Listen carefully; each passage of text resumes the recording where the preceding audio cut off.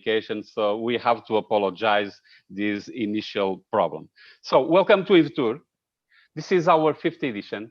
We started this conference back in 2010, and we were supposed to host this conference last year, but as you all know, the situation in the world is very peculiar with this pandemic. So we are organizing and we are hosting this conference this year. This is, again, the 5th edition. We have more than 800 participants and 45 countries. We are in the opening session, and I'm going to give, not the floor, but the screen to the Vice Rector, João Veloso, that will welcome you all on behalf of the University of Aveiro. João? Good morning, ladies and gentlemen. It is my pleasure to welcome virtually in these days to the University of Aveiro. So our university is young, but has already a rich history. It was founded in 1973 with only 46 students at the time, studying, in fact, electronics and telecommunications. So these problems should be solved very fast with this learning along the time. From then to now, it has grown and in a sustainable way. And nowadays, we have more than 13,000 students in bachelor's, master, and PhD programs. We have also 20 research units, all rated as very good and excellent by our national foundation. We have 500 PhD researchers distributed for the different research units, and we have a strong cooperation with companies and industry, and we have running about 100 research, development, and innovation process in this context. So these facts strengthen our strategy in the 3 pillars of University of Aveiro, which is education, research, and cooperation with society. Today, we are gathered in this virtual environment around the tourist subject, where the University of Aveiro has a strong scientific activity contributing for the knowledge in the field, having an important international impact and recognition. University of Aveiro consider of major importance the research activity in tourism for the growth of the region and the national ecosystem by providing new and innovative tools for an healthy and sustainable growing of tourism in Portugal and, of course, around the world. So to conclude, I would like to congratulate Professor Carlos Costa as well as the organization committee to put in place these ambitions and the important conference hosted in the University of Aveiro. So I wish you all a fruitful conference, and I hope to see you in person in the next time here in Aveiro. Thank you very much.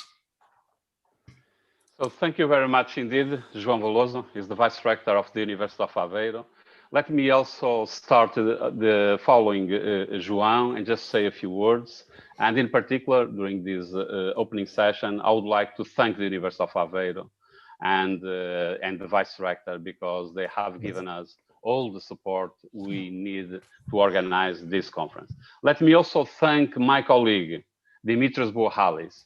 We met several years ago. I mean, I'm not going to mention how many years, it was 30, in the UK when we were doing the master and PhD together. And we have been organizing a number of things, including this conference. So the conference has been going on for the last 10 years. And Dimitris, you have been great, and you have been supporting us, which is great. Let me also thank a special thank to our Secretary of State, Rita Marques. She represents the Portuguese government. And Rita, it's a pleasure to see you here with us. It's very important for the academics and for the universities to understand that, you know, the nation, the country is behind us, and that we are doing a job which is recognized by the national government. Let me also thank Celeste Amorim. She's advisor of the Secretary of State, and she's our colleague in the department, and she also has given us a great support to organize this conference. To the organizing committee, I mean, behind the curtains, and nowadays it's not behind the curtains because we are streaming and we can see all the faces, but the organizing committee, Zélia Breda, Filipa Brandão, Rui Costa, Mariana Martins, and many, many other people that are behind this conference. Thank you very much for coming and for supporting us. To our colleagues in the departments, also our thanks. And in particular, also our thanks go to our students. Our students are also supporting us. In the afternoon, we are running a number of parallel sessions, and they will be in charge of these parallel sessions. So we are just organizing the architecture, but they will be the engineers, and they'll be behind, and they'll be organizing, of course, everything. And to the Tourism Students Union, what we call the Núcleo de Estudantes de Gestão e Planeamento em Turismo, thank you very much for your support. Let me also thank our keynote speakers today and tomorrow in the morning. And because this conference is going to be not in person, unfortunately, but online, we have decided to bring the keynote speakers together into full mornings. We are going to have the pleasure of seeing with us Professor Chris Cooper, Mariana Sigala, Eugenia Wickens, Rosana Mazzaro, Dimitris Borrales, of course, Sara Dolnikar, Tanya Miaic, Diana Koshik, and Zélia Breda. They will be the faces that will be here this morning and tomorrow morning, and it's going to be a pleasure to see you all here. Let me also tell you that 850 people registered for this conference. More than 530 works were submitted to the conference, which means that we are going to have 2 plenary sessions, 10 keynote speakers, and 56 parallel sessions with a total of 280 presentations.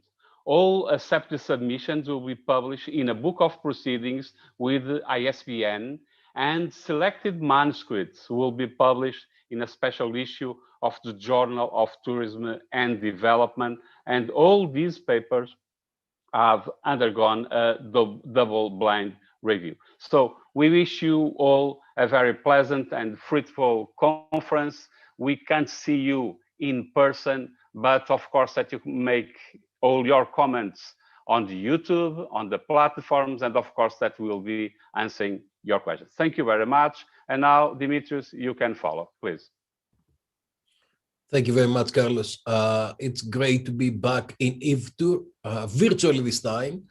And it's fantastic to see your leadership and your team taking us forward. It's great to have Rita with us. And Rita, as a Minister of Tourism in Portugal, has been very at the leadership globally in getting us out of this pandemic. I remember last year, it was in February, Carlos called me and he said, should we do Invtur 2020 in Aveiro? And at the time I was in Greece, I was with my mother in hospital, and I said to Carlos, you know, this pandemic is really, really bad, you cannot predict. So we decided last year in 2020 to postpone to 2021. And then as we're going through 2021, just before Christmas, I was talking to Carlos and I said, look, I'm going to come to Portugal because I love Portugal, as you know, and I'm going to stay there for a long time. And I had arranged to take a room in his home, and we collaborate on the different things that we've done. COVID had different plans, and we've all learned how to be resilient and how to show solidarity and how we can actually bring all our expertise and all our research to the service of the society, the global society. And this is exactly what we're doing on Invtur. And the international kind of strength that's coming together, and it will be demonstrated in the next couple of days, is a good testament of that. We've got people from Brazil all the way to Australia that they bring their best expertise and their best research. I think what we've seen with COVID is something that I've been teasing Carlos for many, many years, that planning is a discipline that we need, but at the same time, we need agility and we need smartness. And I think this is where COVID is actually showing that you cannot really plan. The long-term plan has become 2 weeks. And it's time for agility and smartness and being really, really quick. But in order to be quick, you have got to have planned it for a long time so you can have the resilience. Thank you to all our keynotes as well and all the support that we've got, and to the fantastic team in Aveiro University. I'm really glad I'm with you. I'm not very happy that we're not going to have your wonderful wine and your incredible food and the fantastic things in Aveiro in Portugal, but I promise you I'll be with you as soon as I can. Let's have a fantastic conference. Please, to everybody who is watching, and there are a lot of people already on YouTube and on Facebook and on different platforms, make sure that you ask questions. We'll kind of get the questions from wherever, and we're going to bring them to the keynote as they're speaking later on. Thank you very much. Let's have a good Invtur. Let's go. Thank you very much, Dimitri. So now we are going to listen our Secretary of State, Rita Marques. Thank you so much, Carlos. I hope you can see me and hear me in the perfect conditions. So first of all, I'd like to thank the invitation. It's an honor to be with you guys. I would like very much to greet the Vice Rector of the University of Aveiro, also the organizing committee of Invtur.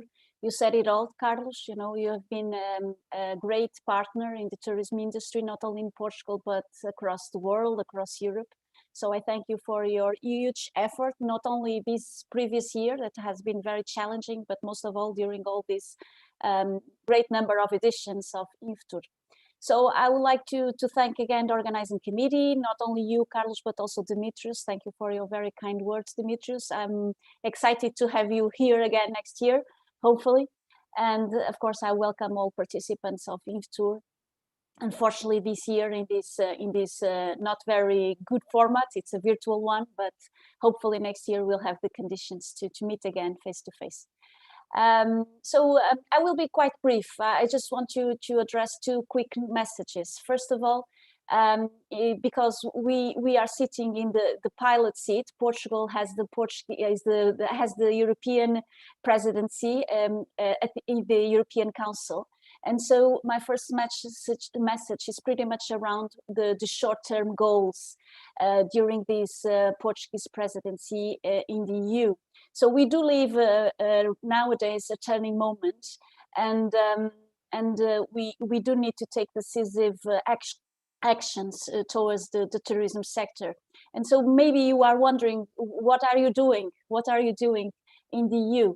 So basically, in the short term, we know that we need to tackle the situation, the epidemiological situation. So we are pretty much working with the health authorities in order to make the vaccination rollout as rapid and agile as possible.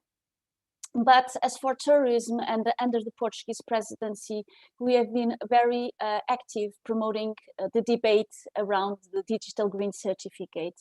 I guess that you know what I'm talking about. So basically, we are aiming to adopt a mechanism that, in our point of view, would facilitate the free movement of travelers within the EU, but not only the EU. I see a lot of people, and Carlos just said it in the beginning, we see a lot of people with us today from the UK and from other countries that are not part of the European Union. And so we are working very hard to have this digital green certificate not only valid in the EU, but also operational to other countries, third-party countries. So I do believe that we do have here a window of opportunity to resume tourism in a safe and agile way, because we do need to travel. You know, tourism is part of our genes, part of our DNA, and so this is really a big priority to all of us, not only for Portugal. And I'm not going to tell you how much the Portuguese industry is keen on the tourism sector, but for the world, for the society, for all of us. And this is pretty much our priority in the short term, apart from, of course, guaranteeing all the financial support to help the companies that you might guess that they haven't had any revenue for the past couple of months. 1 year.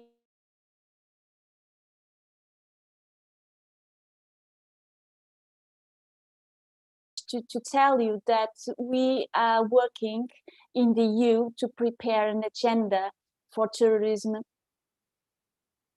I hope you can see me. I get some messages there telling me that the connection is not so good. You can hear, okay, so that's good.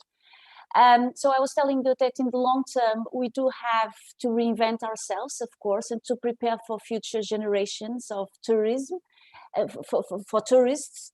That will be very sensitive to the digital, sustainable concepts, not only environmental, but also social, the social impact of tourism. So we have been working in adoption of an agenda, the EU agenda for tourism. The 2030, 2050 is a long-term strategy, but I do believe that in the final in the end of this semester, we'll have the chance to get this agenda approved by EU. And the reason why I'm mentioning this is that I do believe that this EU tourism agenda can be really inspirational to other countries, to other geographies, because basically it will be a kind of a flagship roadmap that really could push forward the sector not only in the EU but in the world. In the world. Of course, you know, in order for us to push forward, the universities and all educational systems have a leading role to play here. And so I greet again this initiative, and I greet all the hard work that you have been developing towards the future of this sector. It's very important to co-create knowledge, to work together, in a closer partnership with the tourism ecosystem, private and public, in a very friendly cooperation environment. So it's true that Portugal aims to be recognized as a leading tourism destination. We are very focused on this ambition, but it's also true that we cannot lead the way if we don't partner with the right entities.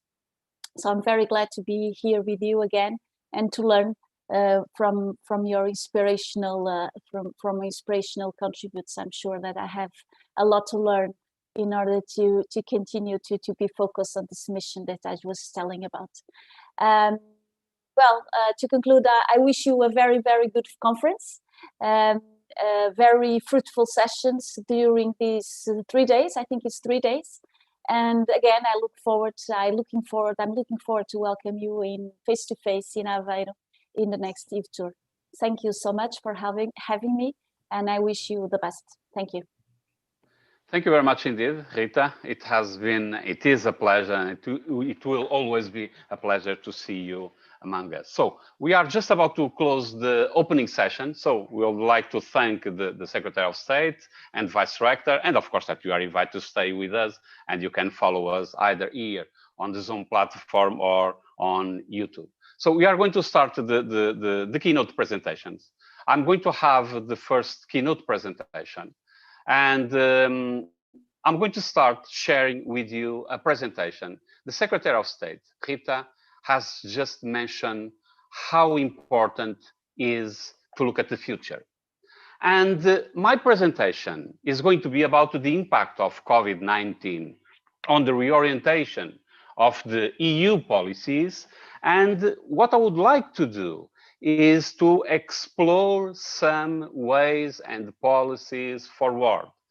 I'm going to bring evidence and the case of Portugal, and also because over the last year, I was hired by the European Commission to produce a report on the impact of COVID-19 in Portugal and how to advance new proposals, because the European Union is going to start bargaining, I would say, the ERDF, European Regional Development Fund, and the Cohesion Fund for the next years.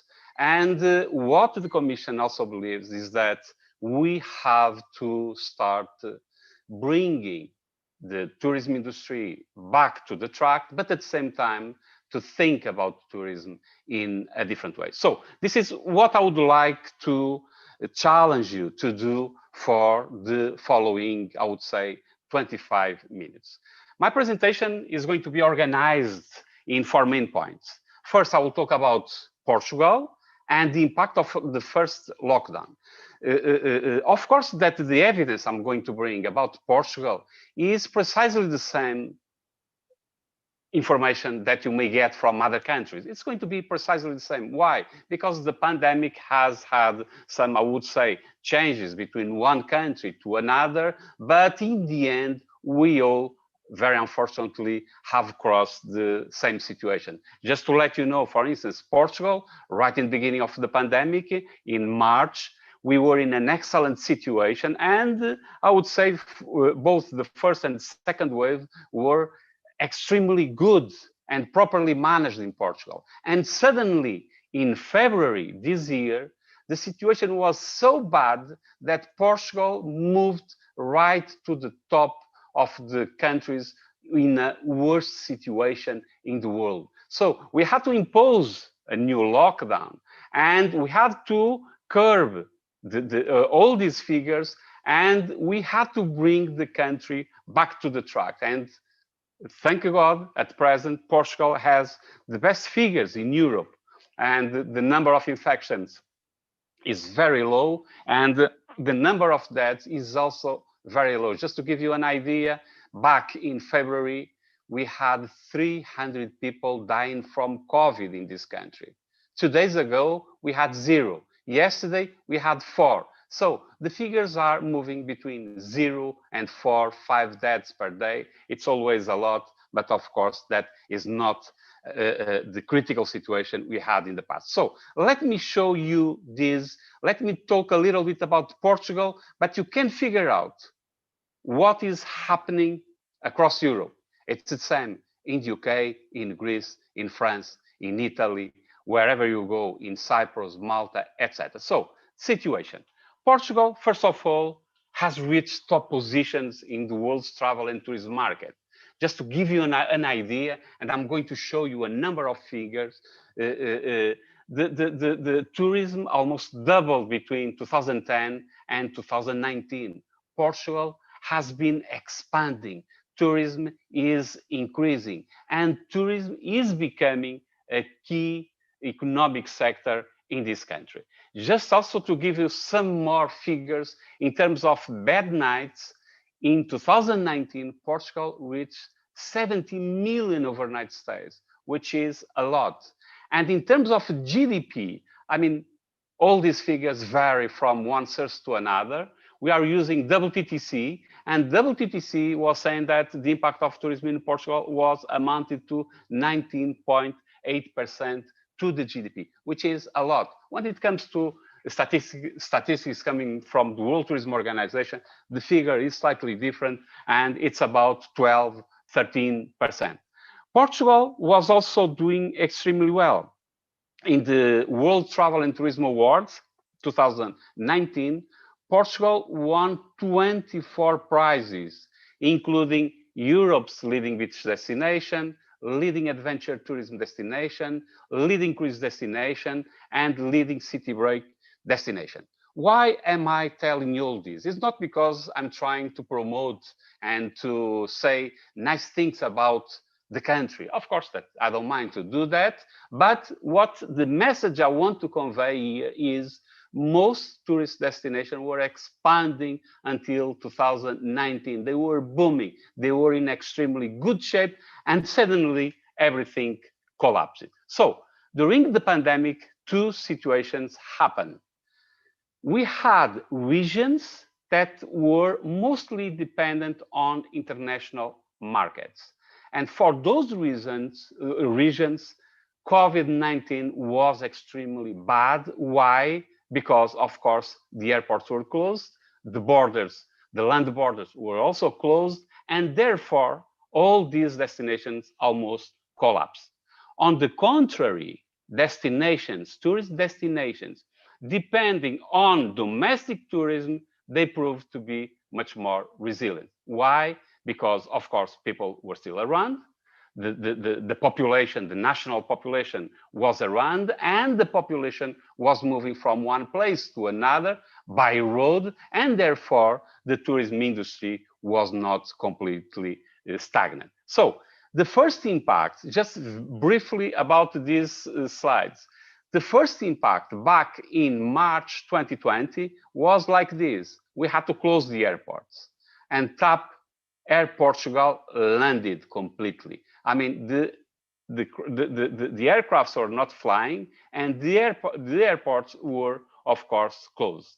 The number of people staying in places like beaches, parks, and gardens between February, the 10th of February, and March 20, we had less 80% of people at this place. So the number of people at these places decreased suddenly. The same happened with the restaurants, cafes, and shopping centers. So people just disappeared.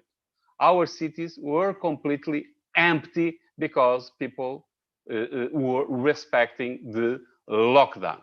The supermarkets, even places like supermarkets and drugstores, the number of people using these places went down by almost 60%. And the restaurants, even the restaurants, and you are talking about restaurants are, of course, associated with the tourism sector, but restaurants are not only about tourism, it's about people, about feeding people. And 75% of the restaurants, they were closed, while the remaining 25%, they were open, but they were operating with takeaway service. So let's look at the figures. And again, I'm going to give you these figures because these are the figures that I produced for the European Commission about the impact of COVID-19 in Portugal. But again, the situation is similar, I would say, across Europe. Look at this. The number of guests between 2010 and 2019, the industry was booming. In 2010, we were getting 13 million guests in this country, while we doubled this figure in 2019, and it reached 27 million. So between 2019 and 2020, the figure went down by almost 61%. And the other chart is also showing that the situation had some differences from one place to another one. We are talking about the 7 Portuguese regions. We have 7 regions in Portugal, and you can see that while some of the regions were more stable, others, the numbers went down more quickly because the impact comes from the airports. The airports were closed and international tourists were not reaching the country. Look at the overnight stays, precisely the same. 2010, 2019, we doubled this figure from 37 million to 70 million, and then the figures went down by 63%. Look at the total and room income. I'm always using the same figures, 2010, 2019, and then how the industry collapsed between 2019 and 2020. And the figures, again, are precisely the same. This is the situation we got from all over the country. And of course, that we were trying to identify differences. And why were we identifying differences? Because very often we talk about tourism and the travel and tourism industry. But when we say tourism, this word is too simple for the complexity that the word really comprises. Tourism, the only underlying thing is we are talking about people traveling to places outside their usual place of residence. But then the motivations are different, the economic structure are different, the regions are different, and therefore there is no such thing as tourism. What we have is different tourisms, I would say, across the country. So again, closer to the airports, look at these, the numbers, the figures were picking up between 2011 and 2019, the figure went from 12 million to 29 million. And then it contracted by 70%. Maritime ports, and in particular the cruising industry, as we all know, they were the first victims of COVID. The cruising industry collapsed completely, and all these ships, I would say, they had to stop and they ceased their operations. Tourism revenue, precisely the same, so the situation is similar. Let's also talk about payments, just to give you the idea how the economy contracted. We are talking about debit and credit cards. We were picking up how many credit and debit cards we had, operations, sorry, with these cards. And you can see that in April 2020, these figures collapsed completely as we are following. However, and let's now move for a turning point. This is the map of Portugal, and you can see two different colors here. We have the red colors where the industry collapsed, and we are talking about Lisbon, Porto, and Algarve. And why? Because the three main international airports are located at these places. So when it comes to international tourism, COVID-19 affected and influenced mostly international tourism. And all these hotels, they had to close, they had to stop their operations. On the contrary, you can see, you know, all these green squares there. We have small places like in the Portuguese inland, in the hills, in Serra da Estrela, or in the Portuguese National Park, Jerez National Park, where tourism expanded. And why? Well, the situation is this one. The lessons we have to learn from COVID-19, and in a couple of, in an hour, about 1 hour, Professor Eugenia will be talking about sustainability and how tourism should be sustainable. And this is the objective also of this conference. We are talking about the Sustainable Development Goals. And this table shows that COVID had stronger negative impacts, and look at the right-hand side at the lower negative impact. So stronger negative impacts came from areas depending on the international tourism. Areas depending on domestic tourism, they were less affected. Places accessed by air, they suffered more. Accessed by road, they suffered less. Places with high tourism density, they suffered more. Low tourism density, the situation was easier. Mostly seaside resorts, that was a problem. If you are talking about inland tourism areas, that was better. If you're talking about standard gastronomy, these restaurants, they were mostly affected. But if you are talking about healthy food, these restaurants, they could even cope with the extra demand that start to raise in these places. Beaches were a problem, and the government has to ban people from these places. Rivers were not a problem. They were in inland, and we could keep social distancing. Hotels were in trouble. Independent houses were flourishing, and rural tourism was flourishing in this country. Problems with social distancing, places with problems with social distancing were a problem.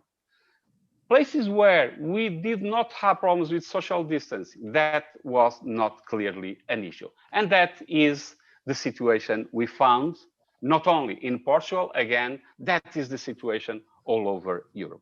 So when it comes to the new directions, the Commission is looking and is trying to bring new directions into the tourism sector.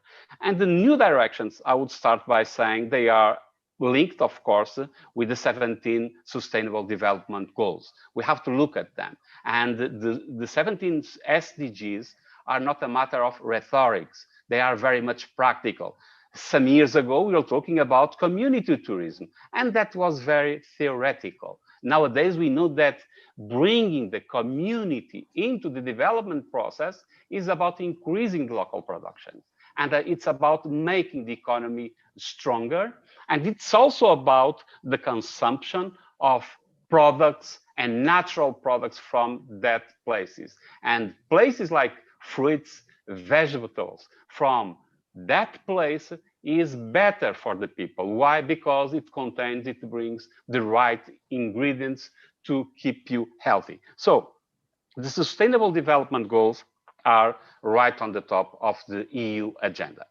Look at the RDF and cohesion funding in Europe. These are the figures for Europe. You are talking about 241 billion euros for the next 6 years, 2021, 27. This is for the period.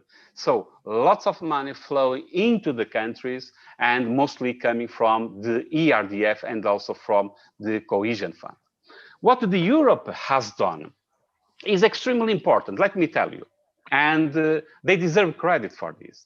Because until 2020, Europe had 11 priority objectives. PO stands for priority objectives. And until 2020, we had 11 priority objectives. They were very diverse and we could not bring and figure out what they really want with all these objectives. So Europe has decided to change. And instead of 11, they have decided to reduce them to 5. First one, a smarter Europe. And this is what the European Commission wants to bring and impose in the near future. A smarter Europe means more research, innovation, digitalization, SMEs, and smart industrialization. And so let's start thinking about tourism. And one of the messages I'm going to bring you here is tourism is a poor relative in Europe. And we have to look at this and we have to face the reality. Tourism is a poor relative. And the people, the Commission does not give the credit that tourism really deserves.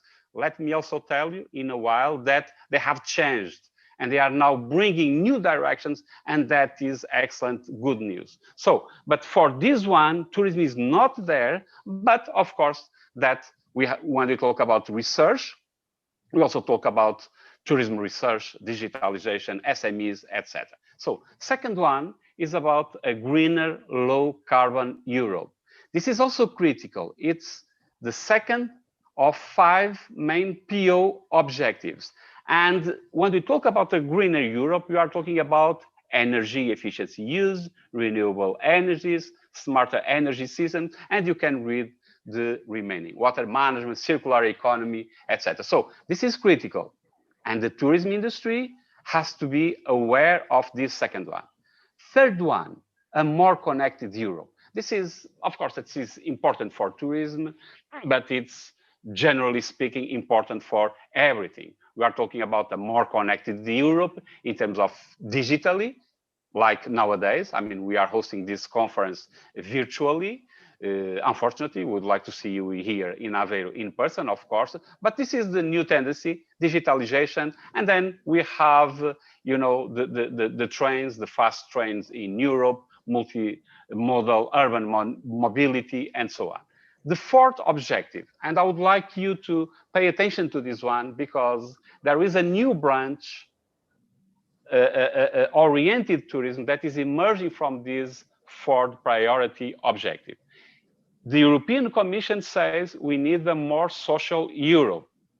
And a more social Europe, for this, they have organized, they have set 4 main objectives: social innovation infrastructure, access to inclusive and quality services, integration of marginalized communities, and equal access to healthcare. So tourism is not there yet, but tourism will emerge from here. The last one, the fifth, is a Europe closer to citizens. And what Europe, the European Commission, is saying is that we have to integrate and we have to bring different places closer to each other. For instance, coastal resorts. I mean, this is our business. We have a number of resorts, and coastal resorts are extremely important. They operate as honeypots. We make lots of money there, and then we fail to create networks from these spots to the rural areas and to the poor, I would say, regions. So this is what the Europe the European Commission is trying to tell us, come on, let's start thinking about the operations. It's not only about creating destinations. It's not only about creating spots. Then what you have to use is these spots, and it's like, you know, theories that come, economic theories that come from the 60s, you know, like the growth pole theory. We have to create poles, but then we have to create spin-offs, and we have to spill over all these benefits. So after all this news, the good news is COVID has brought tourism to the top of the tourism agenda. And while initially, let me go back to this, you can see for this policy objective, only 4 points there, and tourism was not there. With COVID, Europe, the European Commission has decided to create a specific objective 4.5, specifically oriented to the tourism and with the policy. And the idea, the title is Enhancing the Role of Culture and Sustainable Tourism in Economic Development, Social Inclusion, and Social Innovation. So tourism is, of course, extremely important. Let's face the reality. I mean, this country, like Portugal, and I would say most of the Southern European countries, if we stop tourism, we stop our economies. So the real engine of our economies is tourism, and therefore we have to pay clear attention to this. Let me bring you only 2 more slides, and I will finish my presentation. The challenges that we have for the future is, this is a publication I published, a paper I published on Tourism Review right in the beginning of the pandemic. I was not imagining that we would have a situation like this. And as Dimitris is always saying, I'm a planner. And what I try to see is how to bring different pieces together. And let's face the reality. Tourism fails in a number of situations because the tourism organization, the governance of the tourism sector does not operate properly. And this is something that comes from the roots of modern tourism, from mass tourism launched in the 60s and in the 70s. Basically, governments were mostly interested in tourism because we were getting income from the tourism sector. And tourism was important to increase the exportations and also to make our currencies. Nowadays we have euro, we have a single currency, but back in the 60s, 70s, we had different currencies. And therefore, the tourism was important because it was bringing economic objectives. So let's look at the top of this model.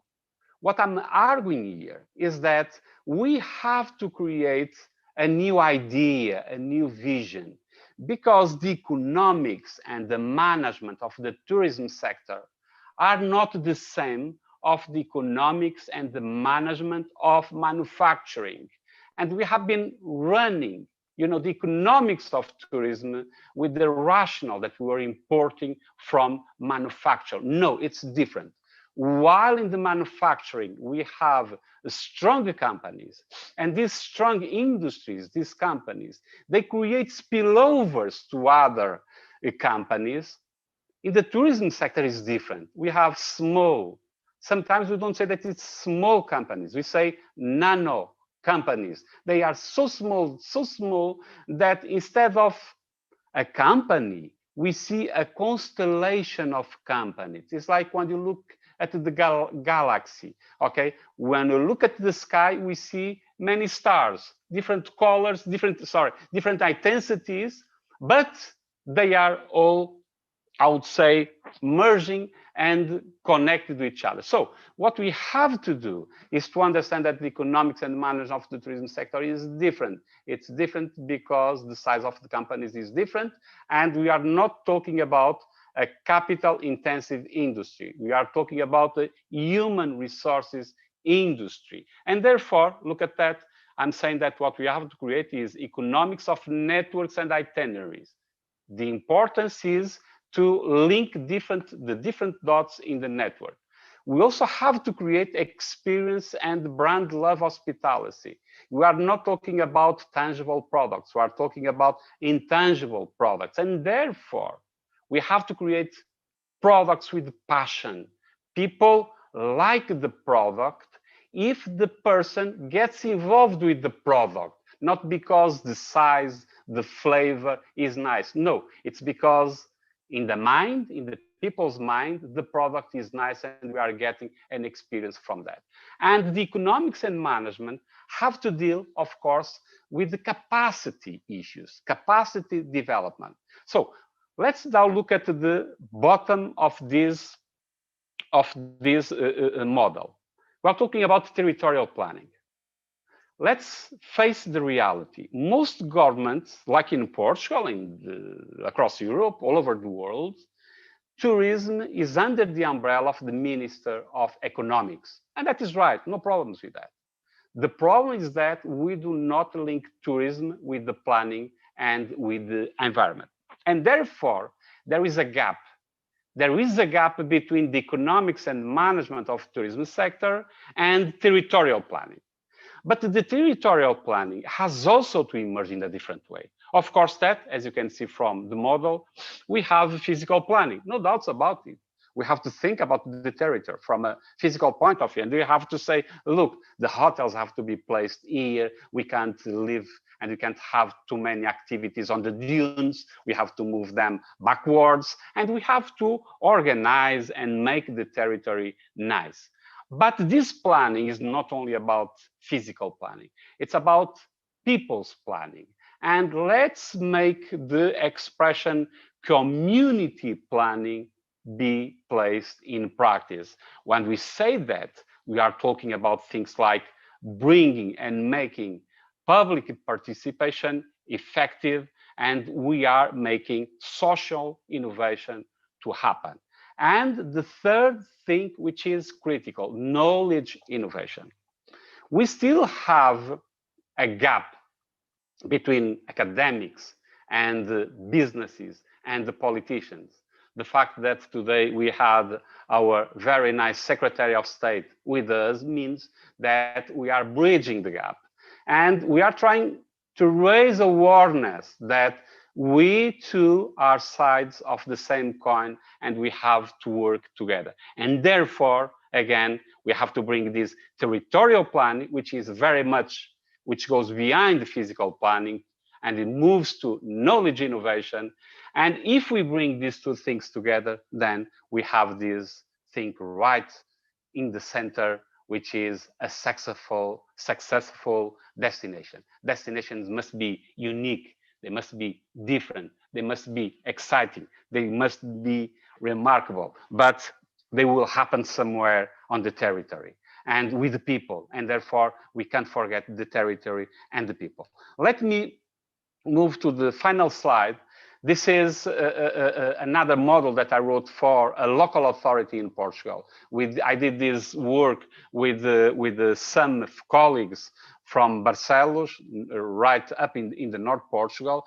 And basically, I mean, the idea was to publish a book, and we published, I suppose, a very nice book.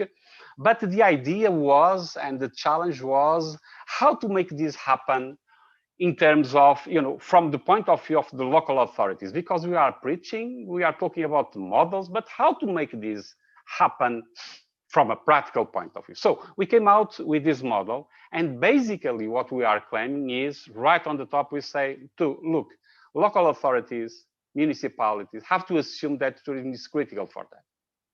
And if they want to assume that tourism is critical for them, they also have to assume that tourism is, let me start by saying this, from an economic point of view. Tourism is a business. It's not only a business, as I mentioned before, but tourism is a business. Okay, so we have to build on the economics, on this wall that we have there on the top. When we talk about the economics of tourism, we are talking about tourism satellite accounts. And we are talking about 7 main economic sectors: accommodation, restaurants, transportation, tour operations, rent-a-car, culture, sports, and recreation. This is the heart of the tourism sector. No doubts about it. But let me also tell you this. This is the heart of the tourism sector, or if you want, this is the fuel of the vehicle, but it's not the vehicle itself, okay? And the vehicle, the support of the tourism industry is the history, it's the events, and its culture and the heritage. And we have to plan this properly in terms of planning the territory and about the physical environment. So again, it's the last message I would like to leave here. And this is what it comes out from the new EU policies. And this is a way forward to implement the sustainable development goals that we'll be discussing in this conference, which is, let's look at tourism. Tourism is critical. And tourism is not only about holidays. Tourism is about quality of life. Tourism is about improving our lives. I mean, we can have tourism from a psychological point of view, even when we are in a conference, when we are with friends, when we move for religious purposes, etc. Tourism is about our new lives. Tourism is emerging as something that qualifies and improves our lives. However, we cannot forget the supporting activities. It's our history, it's about our events, it's about our culture and heritage, and it's about our local communities. So thank you very much indeed for your presence, and hope you enjoyed the presentation. I'm going to stop the presentation, and Dimitris, would you like to continue? Yes, thank you very much, Carlos. Lots of good ideas, and bringing theory into practice and looking into how we can take the experience, the global experience forward to enable us to restart tourism in these very difficult kind of situations. I think if we have learned something, is that tourism is incredibly critical for individuals in terms of their mental health and their ability to meet loved ones around the world. And I think the other thing that we have learned in the past period, in the last year, is primarily how critical it is for regional development everywhere, from peripheral areas like Alentejo and Aveiro and the north of Portugal and the Douro Valley and everywhere, but also in big cities. What we have discovered is that London has suffered incredibly. Paris, Lisbon, Athens, they've suffered incredibly because of the lack of tourism. And it's unfortunate that the tourism is discovered during crisis, and that is the situation. The other thing is the human touch, and I think Carlos, you mentioned all those frameworks. That eventually, what they do is they give us regional development and the development of businesses, but ultimately they bring us together. And they bring us together in the best possible way. I've been watching on the YouTube as well. We haven't got any questions. I guess people are still thinking about how they can do that. You've got a lot of congratulations from many different parts of the world. And I'd like to encourage people to actually put their questions on YouTube, and then we can have a conversation probably later on when we're discussing. Now, back to what we're saying about the human touch. One of the reasons now that we cannot be together, we've organized a social event tonight at 7:30 Lisbon on London time, so we can have a disco.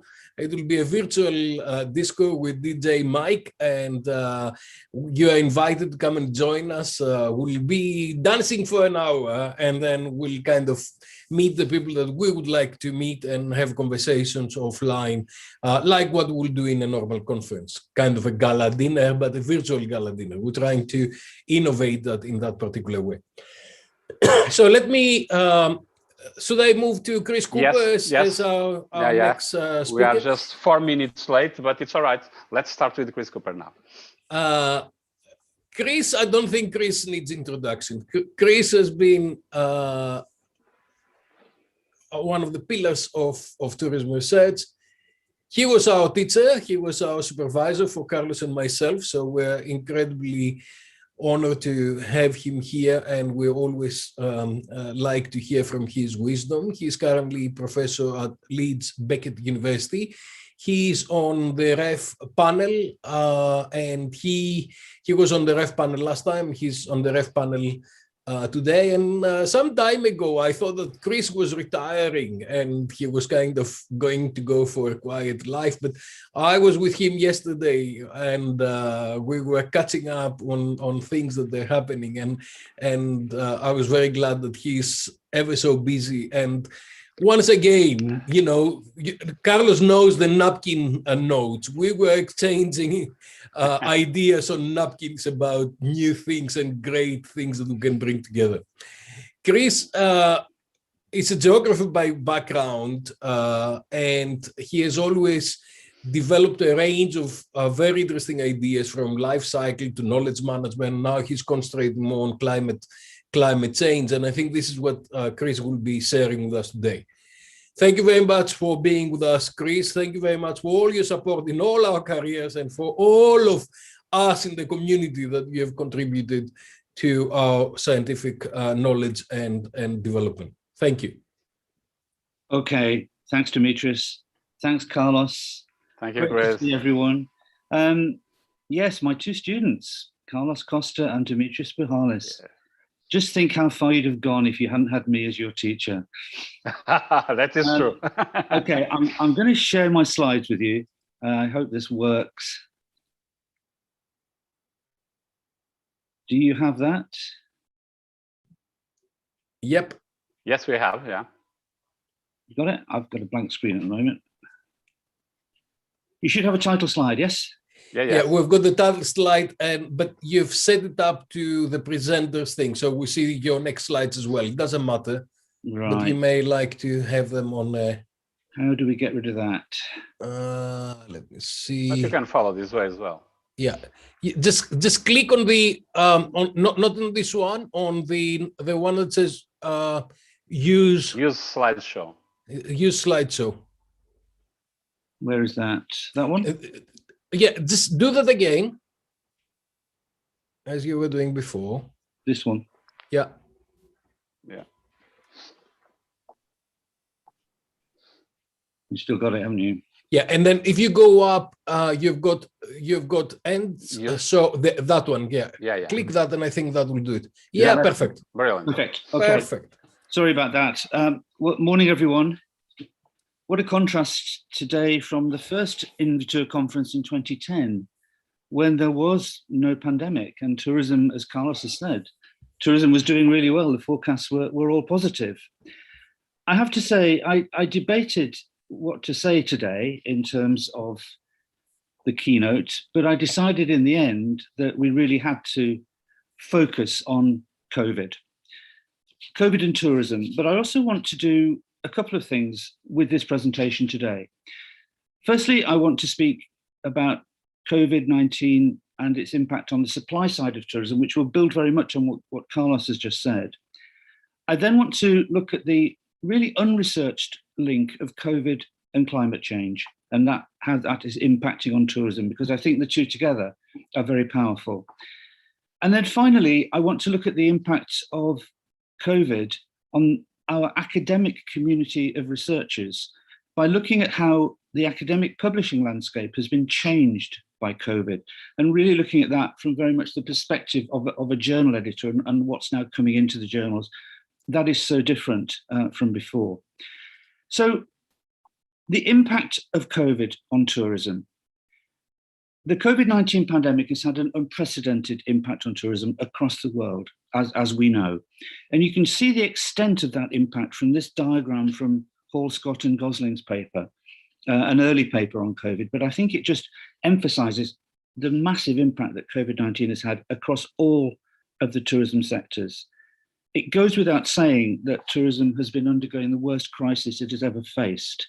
And the impact of the pandemic has not only been transformative, but it's also accelerated many trends that were already emerging, such as video conferencing, reducing the need for business travel, and home working, which is starting to shift the balance between work and leisure, as we're starting to see. And we have to recognize that tourism is a victim of the pandemic, but it's also a vector of the pandemic. There's a lot of evidence of air transport and movement of travelers around the world has helped to spread the pathogens. So how does tourism recover from the pandemic once restrictions are lifted? Will trust in travel ever be regained? What degree of risk will travelers tolerate? Will they ever congregate on these large, now being scrapped, cruise ships again? Will they want to be close to one another in hotels, pubs and restaurants? Will business travel recover from Zoom? And don't we all wish we'd bought shares in Zoom a couple of years ago? And what will the sector look like in the future? So the response, how has tourism responded? What has actually happened? Two things I think we can analyse.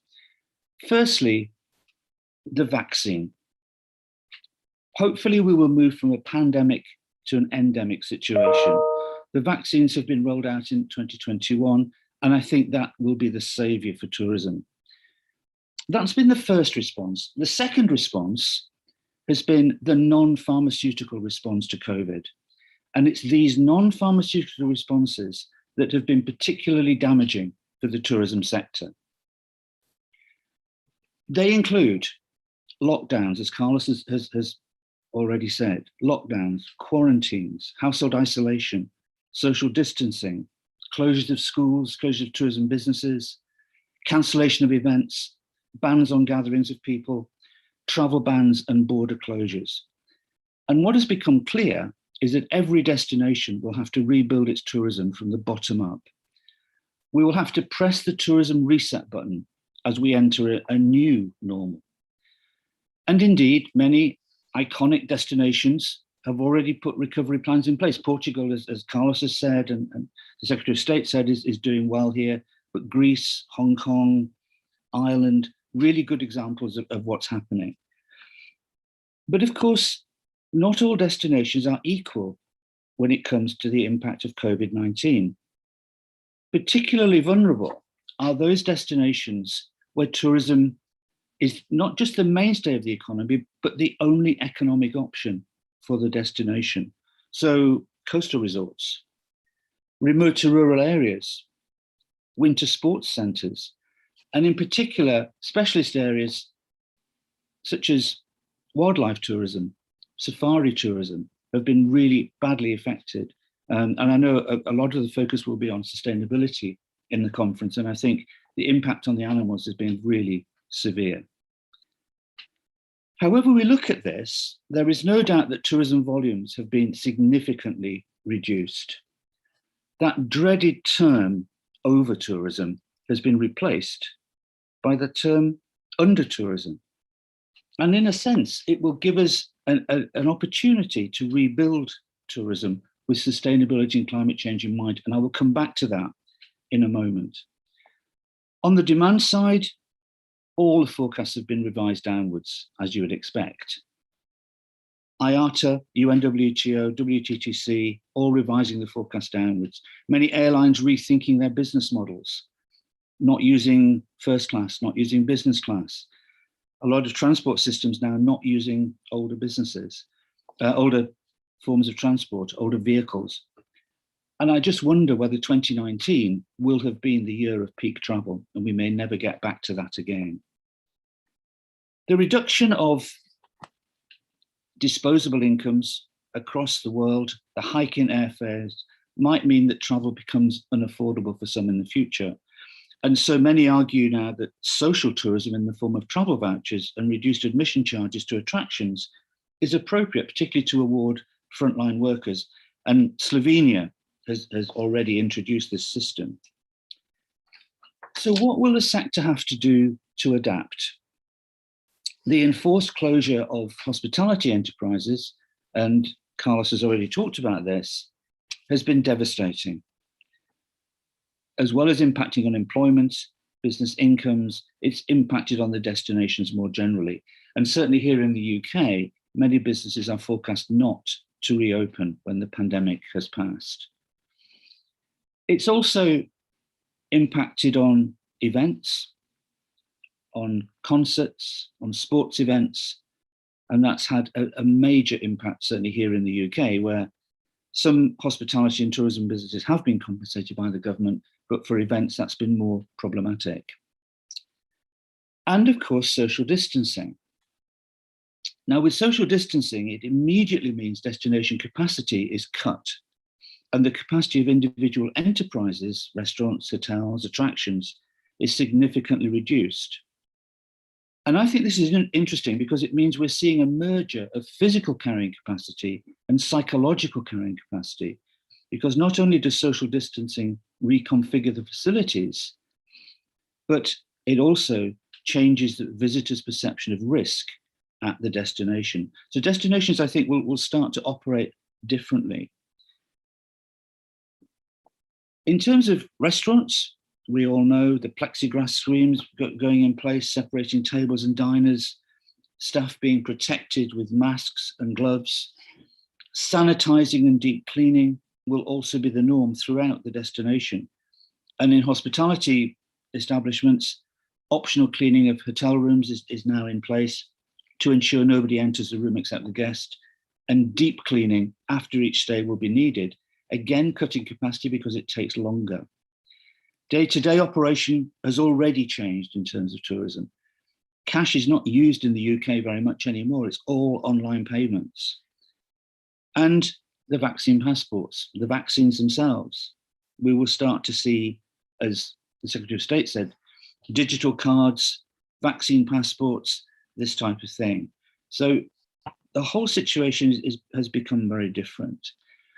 Focusing on something Carlos said about domestic tourism, I think that has certainly been a boom here in the UK because international travel has been effectively made illegal.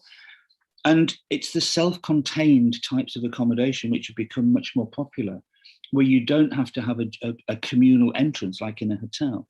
So holiday apartments, campsites, camper vans, cabins, these types of things have become much more popular.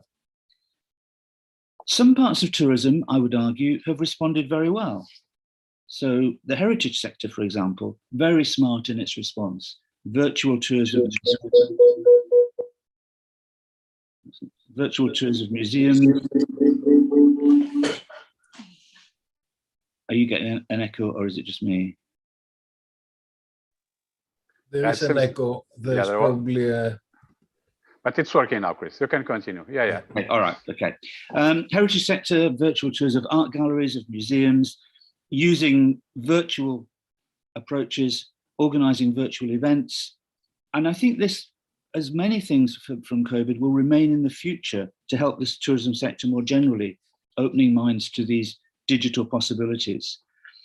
There's no point in doing all of this, in reconfiguring these destinations, unless you market the initiatives and they know that social distancing, sanitization and other measures are in place. And we're now moving towards a traffic-like system in terms of the safety of the destination. And nobody will be visiting a red zone just because of the quarantine, the testing costs, etc. So as tourism begins to think about a post-COVID world, many destinations are rethinking the recovery. The OECD, WTTC, UNWTO, putting plans in place to restart tourism, protecting jobs, supporting businesses, recovering confidence through safety and security, collaboration of the government and companies for efficient reopening, opening borders responsibly. So a lot of work is now being done. And in a sense, the whole of tourism research and effort is now being put into this. But one area which I think has been under-researched is the second issue that I want to talk about, which is what's happening with COVID-19 and climate change. Is there a link between the two? And you can start to think about the impact of climate hazards on the pandemic itself. So wildfires creating emergency evacuation and shelters, meaning people group together, heat wave, this type of thing. So this diagram, I think, tries to summarize that link between the two. And we can start to think about the negative impacts when the two linked together. So air pollution, climate change, look at places like Beijing, for example. Climate change is a real problem in terms of air pollution. And as we know, COVID affects breathing, it affects the lungs. And so air pollution is exacerbating the impact of COVID in many countries, and particularly on the lower income. Shifting climate zones. As the climate changes, it's impacting on the distribution and the number of bats. And it's still thought that bats were the cause, in a sense, of COVID way back. Weakening of environmental imperatives. Because governments have been so focused on COVID in the last 12 to 18 months, because their budgets have been hit so hard, the environmental legislation has taken a back seat. So decisions on, say, illegal logging in the Amazon, aircraft emissions, international meetings have all been delayed or cancelled. And so what we're seeing is a resurgence of some of the negative impacts on the environment. And if you look at the positive side, however, and we look at this slide, what has happened is that the complete shutdown of tourism has meant emissions have reduced. So this is a slide from NASA looking at the San Francisco Bay Area. And you can see on the left-hand side there, the situation in April 2018, whereas the situation in April 2020, on the right-hand side there, you can see the temperatures over San Francisco were much lower because the parking lots, the highway corridors, the commercial rooftops were 5 to 8 degrees Celsius cooler than in previous years. So the emissions are well down. There was a report yesterday that the UK is estimating 60% reduction in emissions from aircraft in the last 12 months, simply because of COVID. Yes, there is less international travel. People are walking more, living a healthier life because of this. And we're seeing much more localization, much more, in a sense, attachment to destinations and domestic destinations, living simply, if you like, working from home. And I suppose for us, the good thing, much more faith in experts and scientists, which actually was not the case a couple of years ago. So let me finish by looking at what has happened in the academic community as a result of COVID. How has COVID-19 impacted on the academic publishing landscape? Because I've seen a huge shift within the last 12 months. And that shift is in 3 ways. Firstly, the impact on journal submissions. Secondly, what those journal submissions are about, the content. And finally, what COVID has done in terms of displacing other topics and subjects of interest to tourism researchers. So if you just take each of those in turn, there has been a huge increase in papers with lockdown and with people working on COVID. So with current issues in tourism, which I edit, we've seen a big increase in COVID papers. And whilst the quantity has increased, I would argue that the quality has not. So the desk rejection rate has gone up. And because so many of these papers are focusing on COVID, it's much harder to get referees with a specialism in that area. The impact on content has been really interesting. There is a COVID publishing industry. Papers have come in, they are often opportunistic, they are often descriptive, focusing on numbers in particular destinations, based on trade press, newspaper reports, and secondary sources. And they rarely make a strong contribution. We're also getting a lot of papers which are premature. The pandemic is not over yet, and yet some of these papers talk as if it is. Nonetheless, many are also very original, very innovative, applying different methods, novel methods to the problem, and some taking a particular stance. So interesting papers on types of landscapes which are good for mental health, for tourism. Lots of stuff on risk, resilience, trip cancellations, all of these things. Many of them are very long. They have a long preamble on tourism and pandemics. And what we're now doing is basically asking for a tighter focus on the particular problem with less of a long preamble. And finally, I think what is really interesting is the impact on other submissions, the currency, if you like, of other research in tourism because of COVID. Some journals have actually asked that every paper has a COVID perspective. Any research that was done pre-COVID, and particularly looking at sectors such as cruising, does make it difficult because they almost become historical pieces. So work done in 2018, even 2019, on, say, the cruise sector, you have to look at it almost as historical now. And that means that empirical papers pre-COVID, any empirical paper pre-COVID, you have to look at it critically and look at time frame and look at contribution more, I think. And what this is doing is, because of this rash of COVID papers, it's squeezing space for other content. Other work is being squeezed out, if you see what I mean.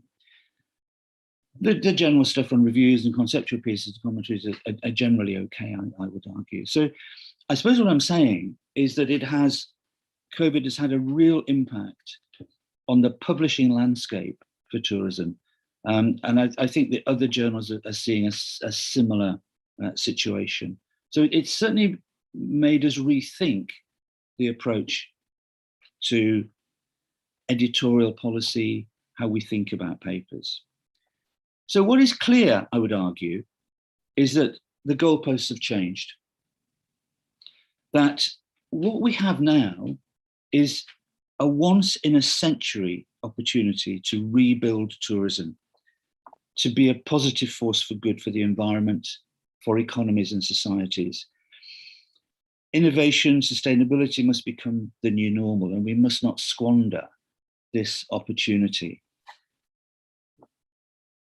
I hope we are up to that challenge.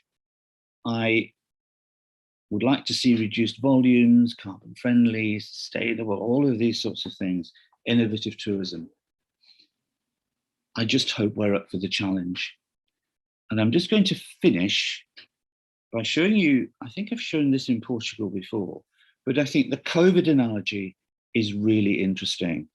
This is the well-known situation in Ireland when a car went into the harbour.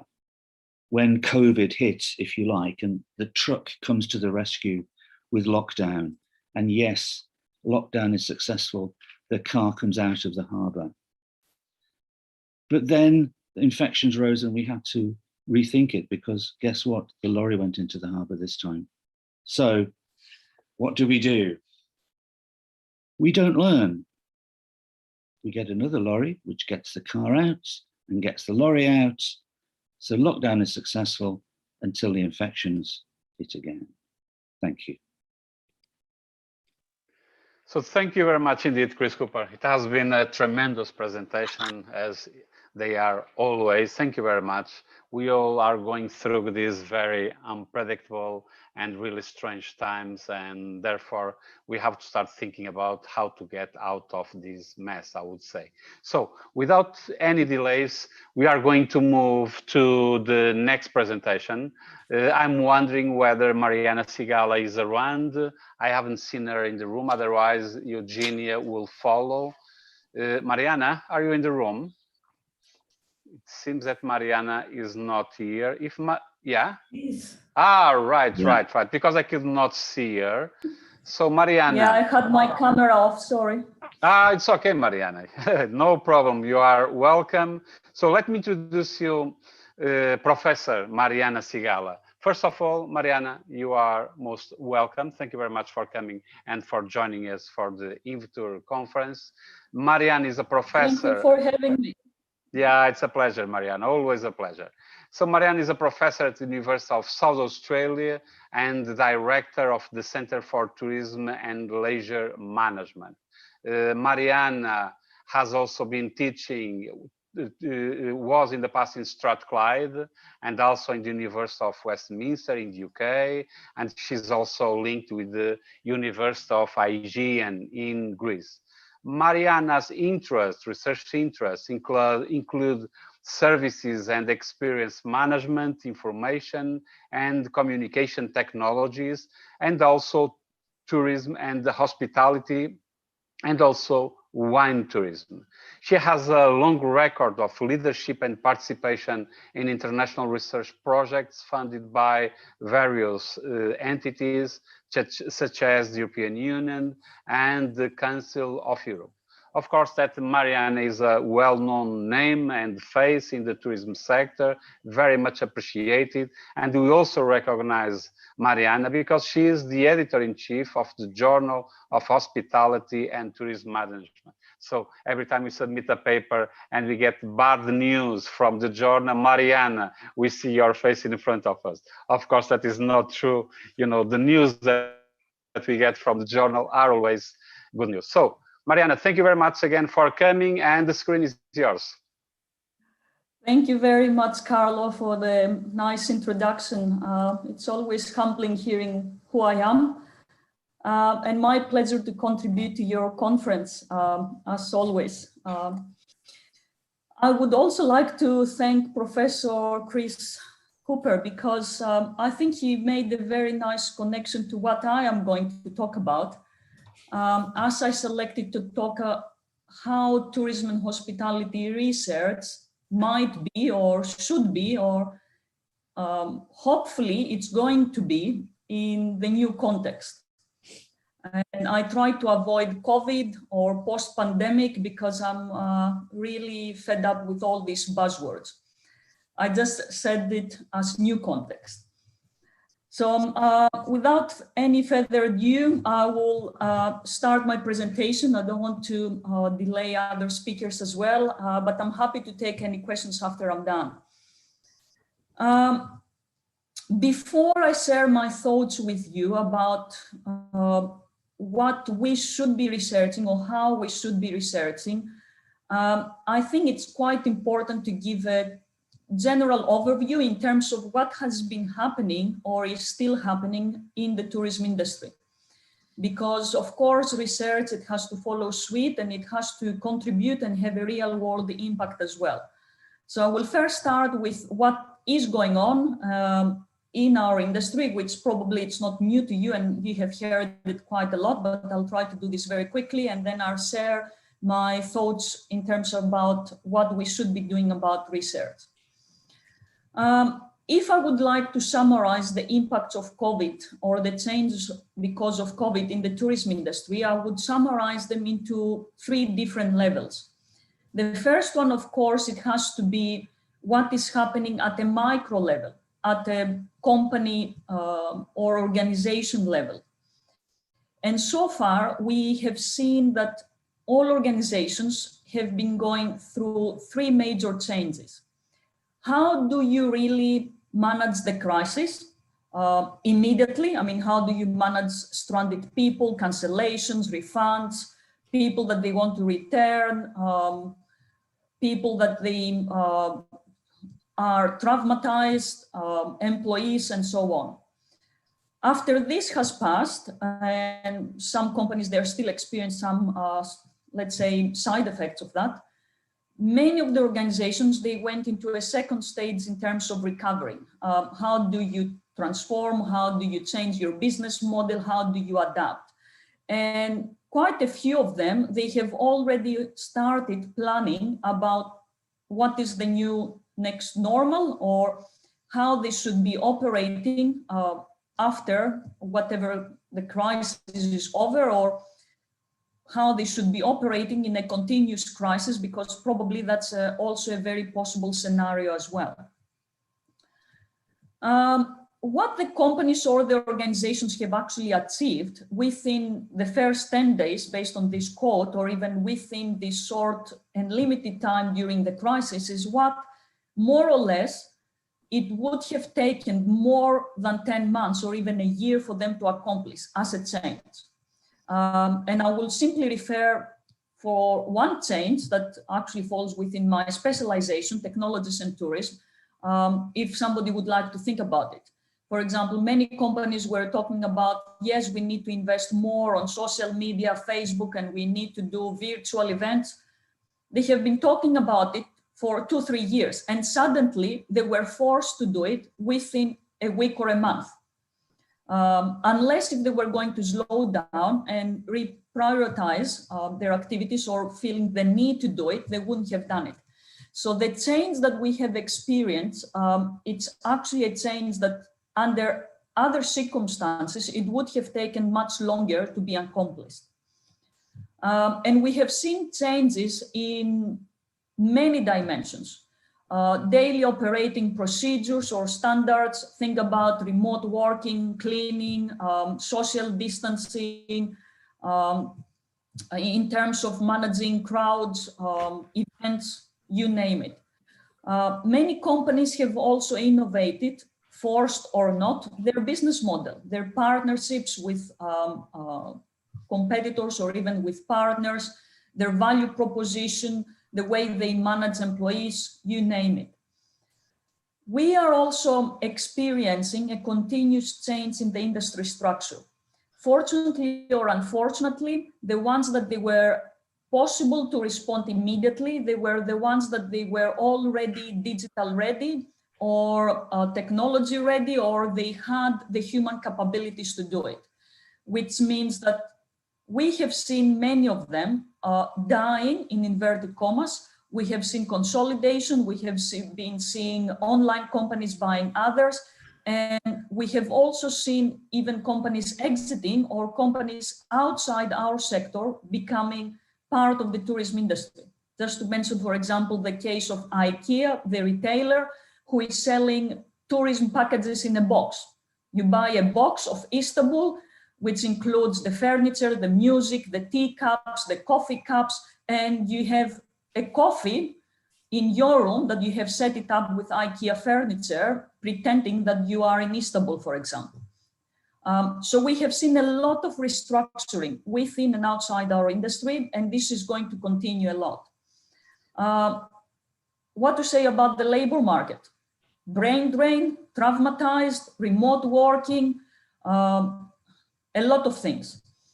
Transferable skills, do we have them or not? What are the new skills of the future? There are a lot of change happening there as well, which probably we don't even know how it is going to be finalized. And the same things are also due in terms of the tourism demand. People were forced to operate in a different daily lifestyle, work style, socialize in different ways, and so on. At a macro destination level, lots of changes. And in some ways, some of the changes that I have put here, because I believe they're very important, to a certain extent, somebody might have said, we are going backwards. For numerous years during the last decades, there was a tendency that governments will stop intervening in the economy, particularly in the tourism economy, even in traditional countries like Italy, Greece, or Spain. They would have liked the economy to manage itself, like in the Western or capitalistic societies. And suddenly, because of COVID, we see governments intervening with lockdowns, with measures, with restrictions in terms of who is traveling to where, even with economic measures, subsidies, support for workers. Now, this huge public intervention, in some way, it's unimaginable in terms of the trends that we have seen in terms of how governments were wishing to manage tourism. And we are experiencing what probably was the case several decades ago. Now, these changes have been challenging the business models of DMOs that gradually they were going from a public status to a PPP or a privatization, becoming publicly owned and governed again. People are challenging what are their roles. Is it just marketing, or probably they need to intervene more in terms of policy, diplomacy, human rights, and so on. And then there is a big question mark. such a lot of money they have been spent in tourism, but what is their return on investment? Were there the appropriate policy measures or ways to address the COVID? Have they probably done the industry or employees to become dormant because they were just getting the subsidies and they didn't worry about it? Where did they divert attention from other sectors? So nothing is still known about it, and probably it might even be too soon to judge it. And I haven't seen any studies around this topic anyway. The demand has been transformed a lot. People were forced to change, as I said before, their personal lifestyles, family, social lifestyles, even their leisure behaviors, how they're getting entertained, how they spend their free time, how they socialize, and so on. They had free time to rethink about their priorities, their values, and they didn't only have the free time. In some way, COVID, it was a global testing lab, a real lab, whereby it's not just, I think about how my life it might be if I do things differently. No, you're doing things differently and you immediately experience the result of it. And maybe you're happy of it and you don't want to go even back. And I'm talking about remote working, I'm talking about having more personal time for you or your family. And why should you be traveling that often for business purposes? And why shouldn't you be virtualizing many of the things? And of course, technologies became a daily part or habit of anything that we do, from not just work, but personal and family issues and so on. Now, the changes that the demand has been facing, theoretically, and based on what we read on all these papers being published, they should have an impact in terms of where people will travel, why they will travel, what they will do while they're traveling, and everybody is talking about more responsible tourists and tourism for purpose or well-being and all that stuff. Now, is it true? Is it going to happen? Or people will still go back to whatever normal was previously because they're fed up and they want to get out of their homes. So in general, as I said, COVID has been a change agent. It has changed a lot at all levels. But the majority of the changes that we have experienced, to a certain extent, to my opinion, they're not new. I mean, most of the things that they relate to technology changes that we have to do because of climate change and carbon emissions and all that stuff, they were pre-existing. What COVID had simply done is that it has magnified the need that we need to do something about it. And because everything has stopped, as Professor Cooper said before, and we saw that there is less emission, dolphins are back in Venice, and there is less crowds in over tourism cities, then we immediately realized that probably tourism and traveling was a major reason about this. COVID has actually made many people to realize what is the role and the essence, the nature or the purpose of hospitality and tourism. For us, probably it was evident or we all knew. But for other people outside the tourism industry, it was very hard for them to believe how important the hospitality and the tourism industry is for many reasons. Economically, for communities, for countries, for employees. They have experienced in the hard way how the financial well-being of many lives and livelihoods are impacted.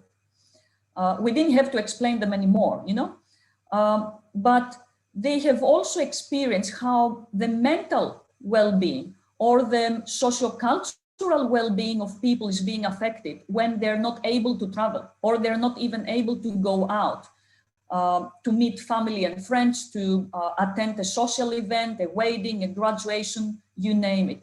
So to a certain extent, the importance or the impact of the hospitality and the tourism industry in general to everyone, it has been made, I think, very evident and very clear. And I hope this hopefully will reestablish the importance of this sector to politicians, to communities, or even other industries as well.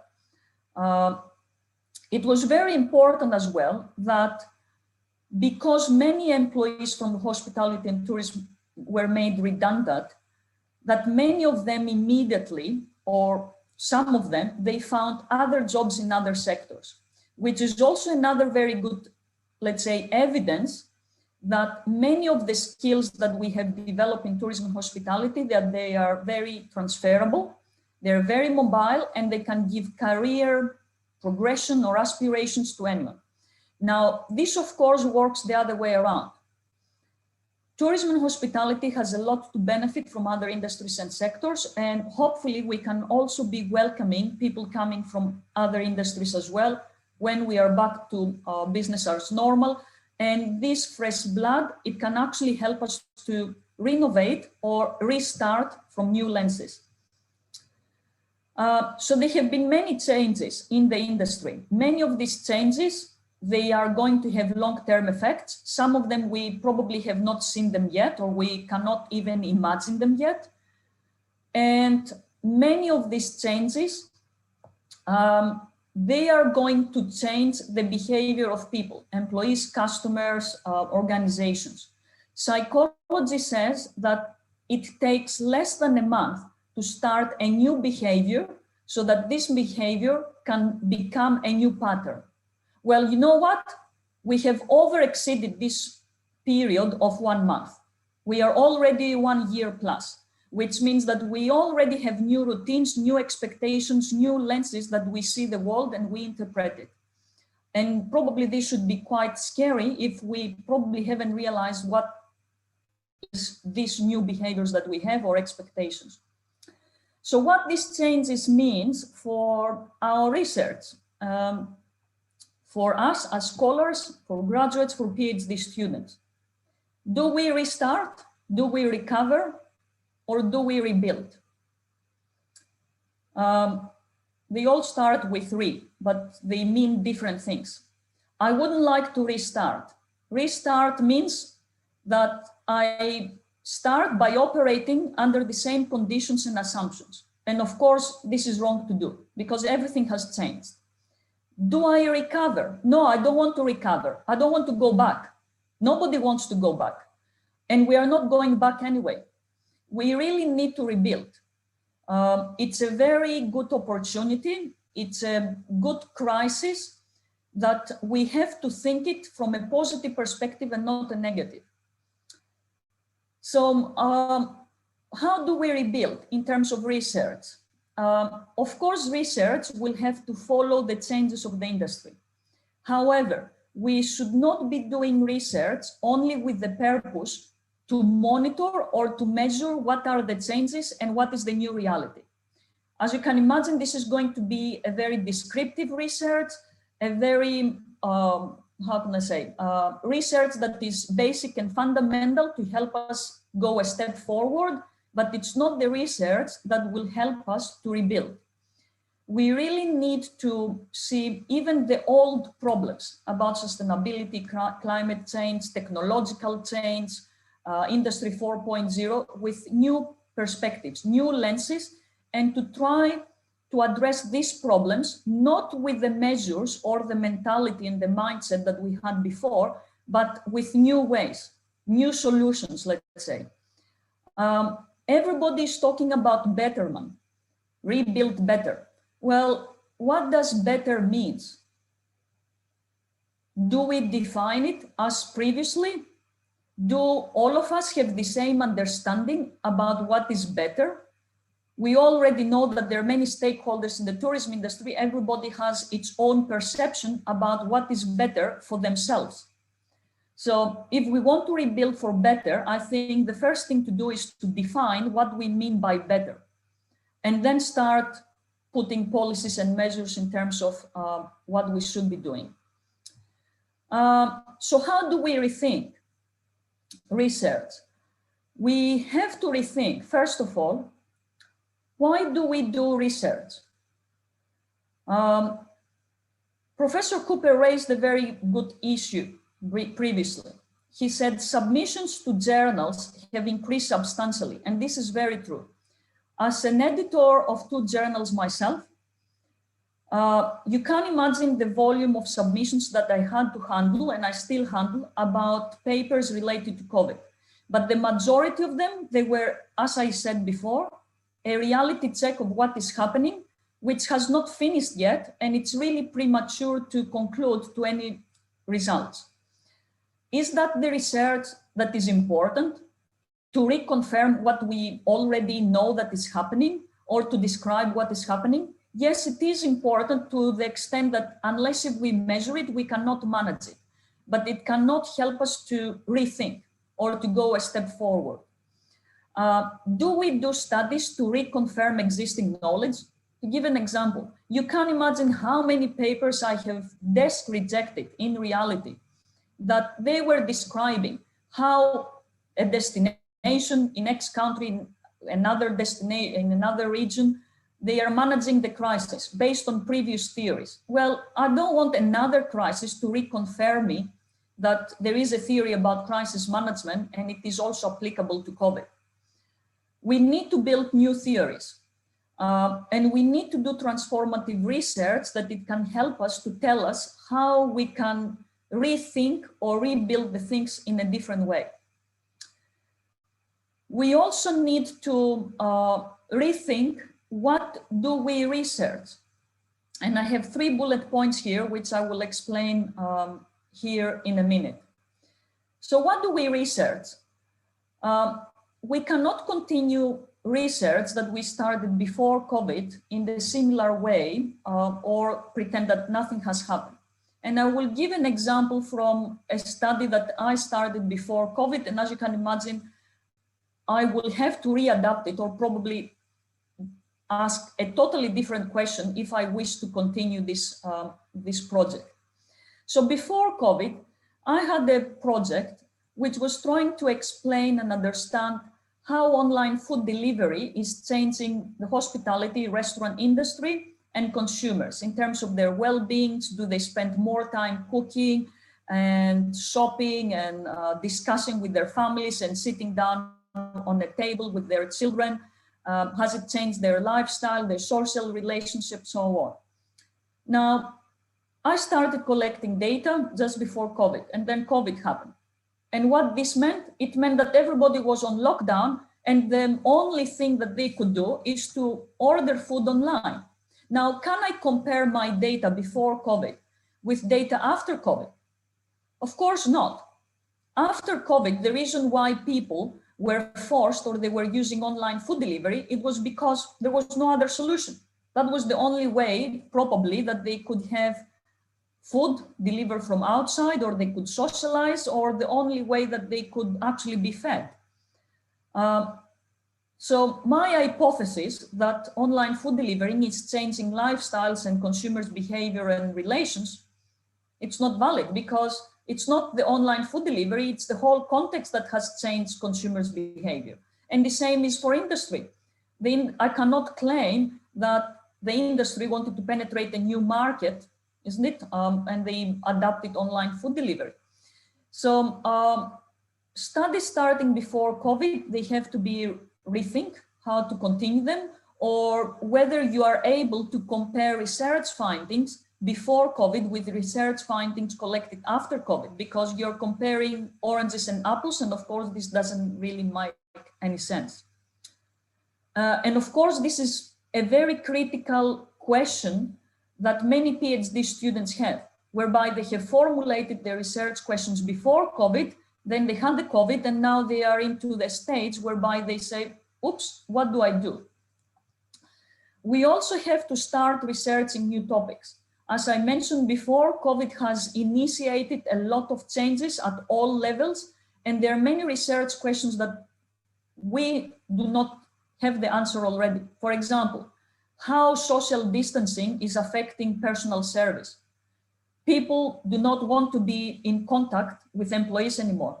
They would probably like them to wear a mask, but previously we were saying that eye contact and having a smile affects quality and satisfaction.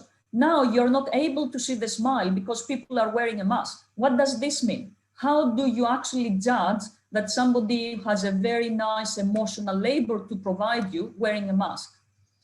How do you provide leadership with remote workers?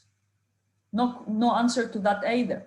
What are the new skills that our labor is requiring to address the new customers, the new working conditions? What flexible working means, or how do we manage it, measure it? How do we measure performance on that? If we want to change behavior, we cannot evaluate our performance with the previous traditional metrics. So what the new performance metrics should be for destinations? They were focusing, for example, on visitation. I have never seen a destination measuring well-being of residents, for example. Well, we always were claiming that this is important. Has anybody adapted it? Have they measured it? Who is responsible? I have heard buzzwords about the purpose economy, the compassion economy, the empathy economy. What do we mean by this? And how do we implement it in the new context? So there are many new questions and topics that somebody, of course, should start investigating. We also need to retest existing theories. To give an example, most of the theories that they have developed about innovation is how companies innovate under normal circumstances. Well, you know what? During COVID, companies had to innovate under a crisis. They were forced. It was compulsory in some way, with limited time, with no money, with no workforce, and they had to innovate to address something tomorrow that they didn't know what tomorrow was going to be. So what is going to be the new normal in terms of how innovation is going to happen or needs to be managed? Existing models, they don't actually explain this. We also have to rethink how we do research. We have to rethink about our methodologies. Thank God, technology gives us access to more sources of data and new sources of data. We have big data and smart technologies and sensors to collect data. Do we really know, or have we implemented and used all this big data to a good extent to understand what is happening or what we should be doing? I would say no.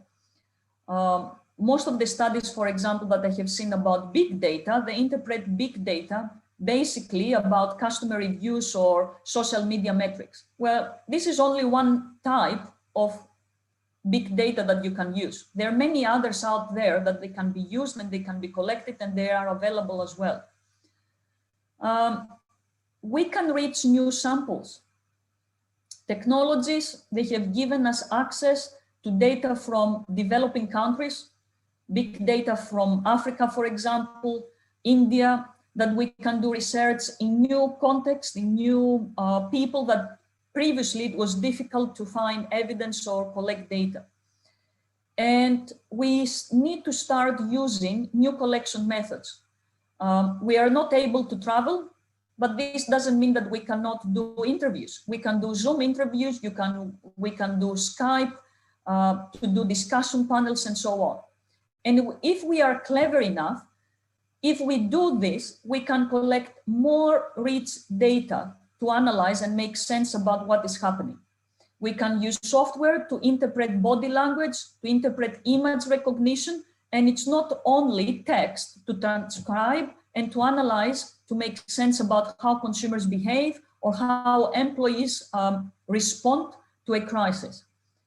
There are more data available that we can access and we can analyze to provide more and new insights. We also have to think about our epistemology. Of course, being multidisciplinary, cross-interdisciplinary is important.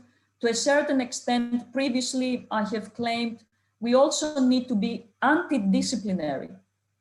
Why to be confined within a strict discipline?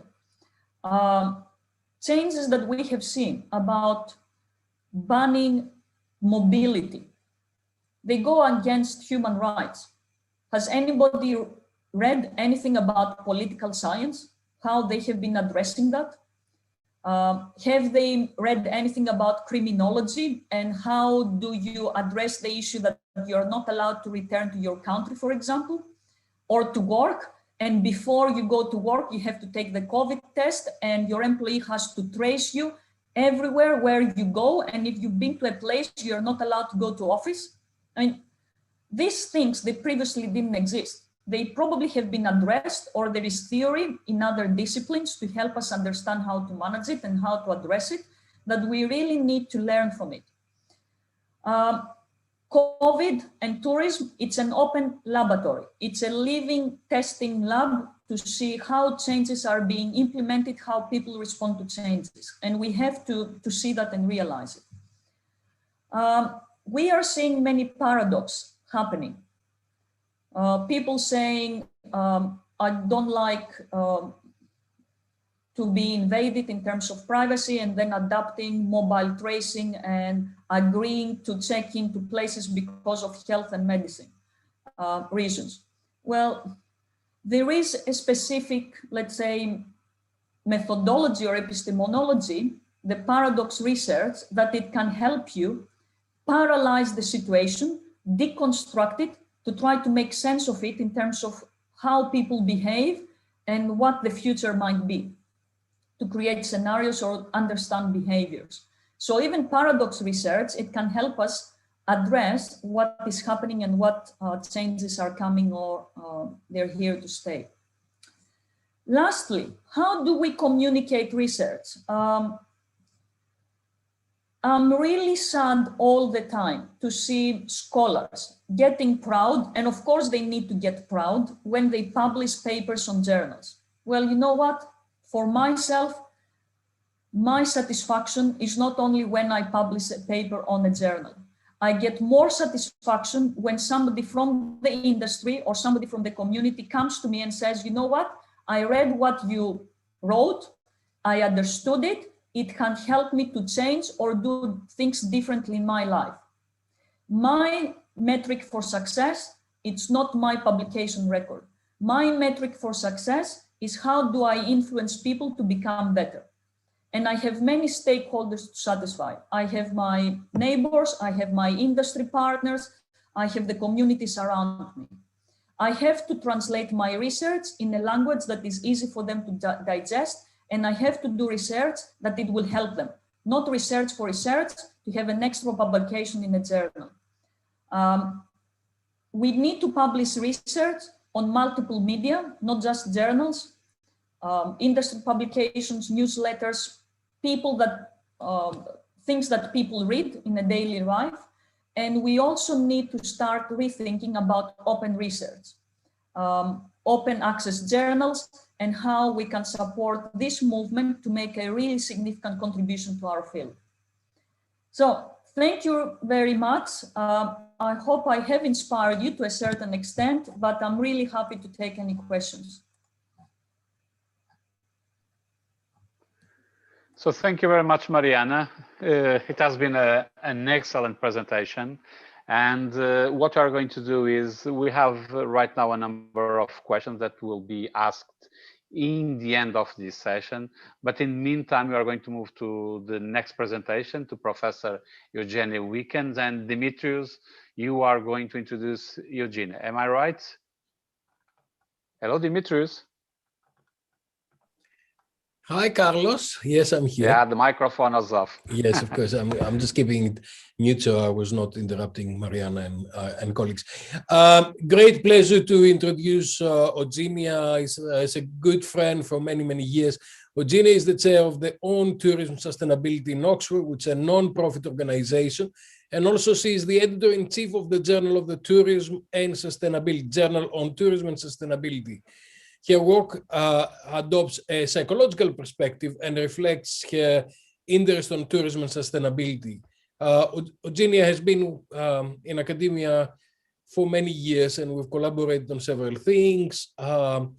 She also started the OETS webinar series after the virus, and she made a huge contribution around the world by bringing several of us to contribute to those seminars and share knowledge and expertise.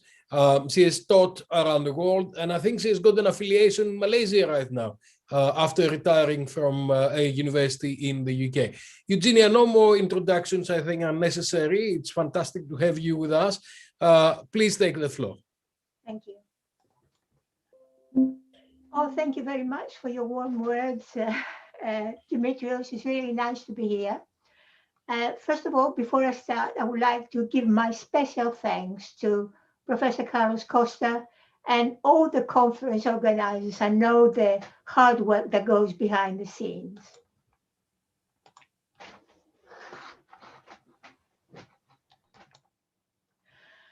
And I would also like to thank my research team, Dr. Ali Bakir, Dr. Vasily Chiavielli, and Dr. Wendy Selly. So, better together, living in peace. So my theme today is tourism for peace, and I'm looking at it from a critical perspective. So my presentation is very much related to the central theme of this conference, the 2030 Agenda for Sustainable Development. So I'm hoping to contribute to the debate, tourism for peace, and the questions I'll be asking is, does tourism promote peace?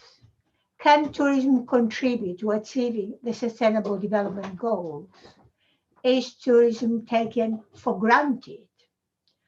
Theoretical arguments will be explored, and the central focus is on the relationship between tourism and peace and its centrality to the sustainable development. So I'm looking at tourism development from social lenses. To me, tourism is not just business. It's not about marketing and management. It's not about taking people to another destination, but it's also the people who are there come into contact with the hosts. So their encounters and their experiences are at the heart of my research.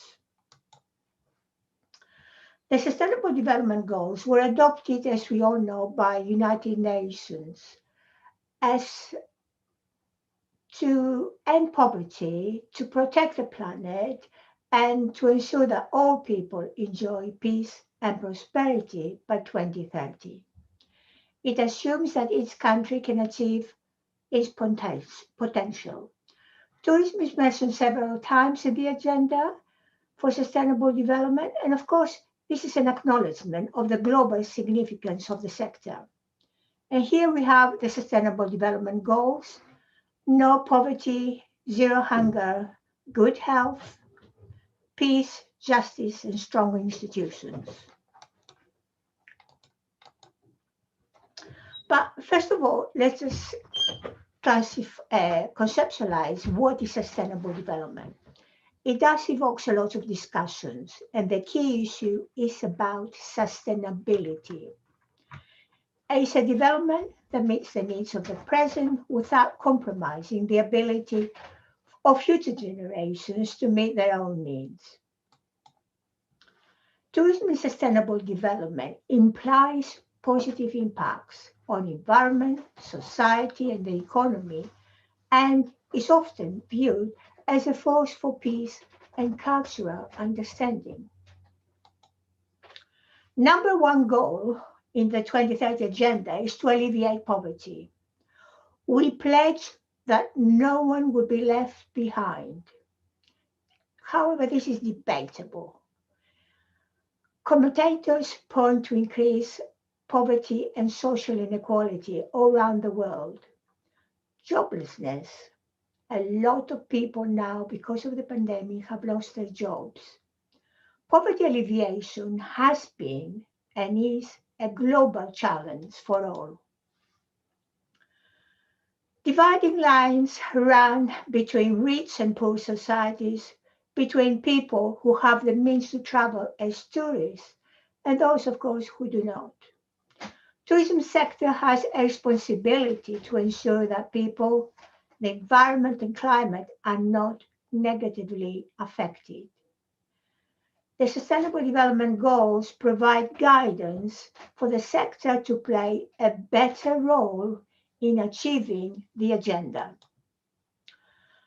Number 16 goal is about promoting peaceful and inclusive societies.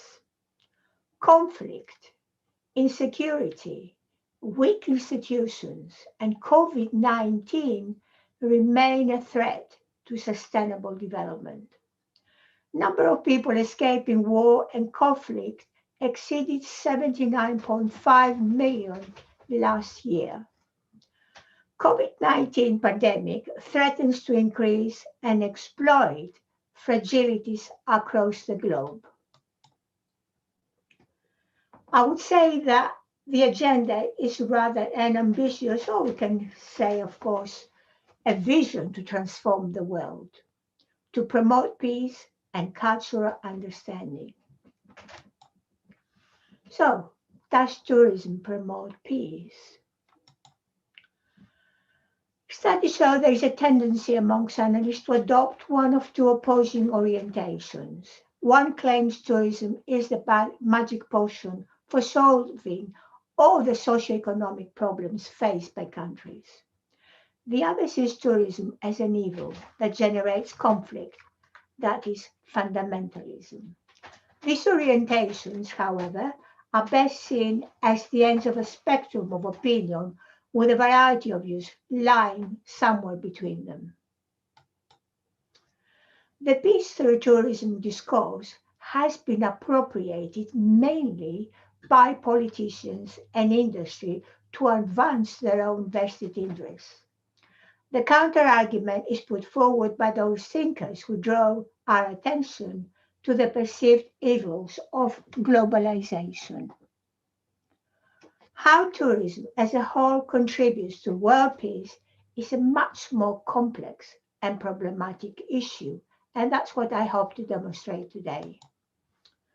But let us start by defining peace. Peace is an intangible attribute. It's difficult to quantify or to measure. So how can we study it? It is often said that it entails the absence of war, acts of terrorism, and random violence. It involves occasionally ceasefires, surrenders, and treaties. But it does embody the ideas of harmony, freedom, good relations, and prosperity for all. It refers to peaceful relationships between countries, between destinations, host communities, individuals, between tourists and hosts, and stakeholder groups. It is not static, but it changes constantly. Therefore, we can say it is imperfect. No clear consensus as to how peace should be operationalized. It is an ambiguous concept. It is often viewed as a shifting kaleidoscope of actions and reactions. Tourism as part of development has, of course, an important role to play. The existence of tourism depends on peace. So I'm going to start now with the perspective that tourism is a vehicle for peace. Proponents of this statement, of this view, of this claim, of this assertion, view it as a force and agent of peace, and somewhat conceive it as an apolitical phenomenon. It is viewed as a tool for world peace, promoting peace, and combating conflicts. Tourism fosters stability and peace, we are told. It opens people's minds, it opens people's hearts. It creates lots of jobs. So the spirit of sustainable development is tourism. Tourism creates jobs, promotes culture and peace in a sustainable way, and it brings hope. Tourism, however, is not only the world's biggest business, but also the world's biggest peace industry. It's a positive force that mitigates tensions between and playing a central role in national and international politics claim that peace disturbed due to political hostilities between nations can be restored through tourism. The role of tourism in countering fundamental causes of conflict and violence needs, however, to be examined closely. Is there any evidence? Well, Bill Clinton praises the power of tourism for peace and development. Travel industry is good for the earth, the children, and our future. I believe that by simply expanding tourism and in ways that promote sustainability, this reminds people of our common humanity. The growth of tourism in Croatia after the Balkans conflict and the dramatic rise in revenues in the decade following the Bosnia peace agreement is often cited as an example that the travel industry is good for the earth and for all of us. Here are some slogans adopted by powerful organizations in the past. 1929, Travel for Peace, the British Travel Association. In 1967, Tourism Passport to Peace, that was the International Tourism Year. Tourism for Peace, 1986, a vital force for peace, a conference organized by International Institute for Peace. And tourism, we're told, is the most effective weapon to save the world.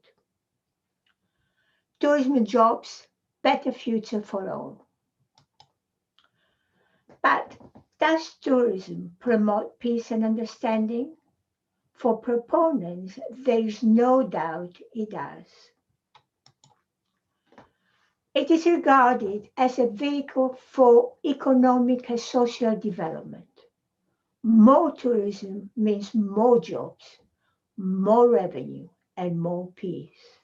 Tourism is good for peace, and peace is good for tourism. The connection is seen as a two-way road. Here are some points, however, of criticism. Tourism is assumed to contribute to knowledge of foreign places.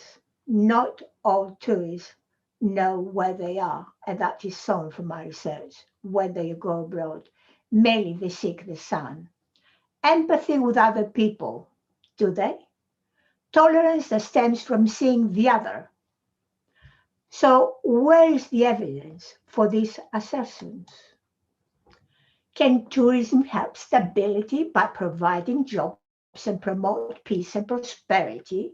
Not long ago, we were talking about over-tourism. The great deal of harm to the environment, culture, and identity are often overlooked. So, is tourism an occupation force? This is what some of the locals thought, European country destinations. Tourism has become a factor in the loss of dignity and self-respect for many in certain countries. For instance, my research has shown the exploitation of women and children in Thailand, Cambodia, and the Southeast Asia are some examples of sex tourism destinations involving the exploitation of women and children. Some evidence that tourism also generates conflict. Again, if we can link this with what Mariana Sigala was telling us earlier on, we do need new research, new academic studies. Tourism generates conflict. Is tourism, however, always responsible? Does it bring cultural understanding? It is claimed, however, that developing countries do not have the resources and expertise to develop tourism. Developed countries set the agenda for development. In so doing, they maintain control over developing countries and maintain this need for the dependency. Now, this is the theory, the dependency theory, and tourism is viewed as neocolonialism. Foreign domination of tourism sectors has contributed to substantial leakages, foreign exchange revenues, social polarization, social exclusion, and environmental degradation. Prominence of transnational conglomerates operating large hotels and airlines, travel agencies, and tour operations, including, they control tourism in the Caribbean islands, and this is from our research. The legacy of slavery and the plantation society underpins much of this regional contemporary culture, values and economic relationships despite the attainment of political independence. And this study was carried out just 2 years ago. Power plays a major part in development. It determines how tourism can be developed. There are also studies that show tourism corrupts native cultures via commodification. But is there any recent evidence that power plays a major part in development? It has been reported that Facebook founder recently has been called a colonialist by locals for purchasing new chunk of highway. 5 years ago, he purchased nearly 1,000 acres of land in the islands of Hawaii. And now he's forcing the locals to sell the land by auction. And of course, that has been described as inhumane by the locals and the face of neocolonialism. And this is the latest, of course, is from The Guardian. Authentic host-guest encounters. For opponents of tourism for peace, tourism is based on the exploitation of the destination and its people. Tourists go abroad not to see at all, but to only take pictures. Smile, you are a tourist attraction. This photograph is taken in Nepal, where again we have carried out some research on volunteer tourism. And here we have the authentic host-guest encounters. As you can see, this guest is armed for action with camera taking a photograph of a reluctant native. The commercialization of tourism generates big profits for the multinational corporations and the elite. In other words, it benefits just a few. But there are several points of criticism against this theoretical argument. Such arguments, in our view, display one-dimensional understanding of tourism. There isn't just one tourism. There are many types of tourism: rural tourism, volunteer tourism, religious tourism, wine tourism, ecotourism, which are more responsible types of tourism development. They are, however, deterministic.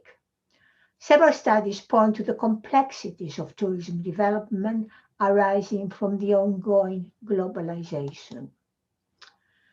And Kofi Annan, the former United Nations Secretary General, reminds us that arguing against globalization is like arguing against the laws of gravity. In other words, we have to accept we live now in a global village. So what I'm going to talk now is about tourism in the context of globalization. Free market economies and technological innovations have given rise to the phenomenon of the transformation of the world into a small village or global village. Borders, however, as a result of this globalization, have become more porous. Tourism means transfer of people, the portable cultures, the portable cultural values and ideas with them. Some evidence that Certain cultures reassert themselves against the perceived threats of Americanization, giving rise to cultural resistance rather than peace. Some cultures view tourism as evil and counteract it by returning to their traditional religious roots, leading to conflict. Tourism pulls cultures in different, contradictory, and sometimes conflicting ways. Certain cultures reassert themselves against the perceived threats of Americanization. I think I have said that. Okay, tourism in the context of globalization. Destinations tragically have become a popular target for terrorists. In the recent past, some popular destinations have experienced tourist deaths due to acts of terrorism, bombing, shootings, and hostage-taking. So, tourism in the context of globalization, should it be more responsible? Several countries proclaim that they are building now their industry on the principles of responsible and sustainable tourism. We are told that this alternative model to development promotes peace and contributes to cultural understanding.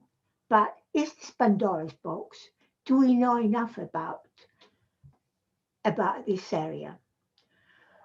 Tourism provides employment, and the question is, for whom? It breaks down political and religious barriers, does it? It promotes international understanding and peace, does it? COVID-19 has revealed the potentially deadly consequences. It has changed perceptions of a world without borders. When will the industry recover from the effects of the pandemic? Will travel ever be the same? Will COVID-19 kill global tourism? Go home, please. A pandemic is not a code for holiday. We are closed. The decline in international mobility and plummeting global demand has led some to ask whether tourism, as we know it, may come to an end. Globalization helped elevate the virus to a worldwide pandemic. Ironically, the virus now seems to threaten global tourism itself. A glimpse of what the future may hold is threatened by new variants of COVID-19. For instance, the Indian variant, the South African, the Brazilian. The scale of devastation in India has been described as a Holocaust. It is really heartbreaking to see daily scenes of people dying in the streets of India. There are many unknowns around the industry's recovery and its contribution to achieving the Sustainable Development Goals. COVID-19 vaccination programs are offering now a glimmer of hope that life as we know it before 2020 could be back within our reach. Against this dire backdrop, several disputes over vaccines are threatening the industry's recovery and relations between countries. There are several now divisions between the haves and the have-nots, those who have got the vaccines to vaccinate the populations or those who can even afford to buy them. So how quickly the world can expect to return to some form of normality? Is the vaccine the magic bullet to end the pandemic? What will post-lockdown tourism would look like? Intergovernmental disputes are threatening the industry's recovery and peace. Borders between Thailand and Myanmar, Latin America countries have witnessed a lot of protests and tensions. And of course, in the border ocean, Ukraine, China and Taiwan, and more recently, there have been tensions between the USA and of course, China. Hit by pandemic, the political landscape has been transformed, dividing countries in the world into haves and have-nots, and rising animosities.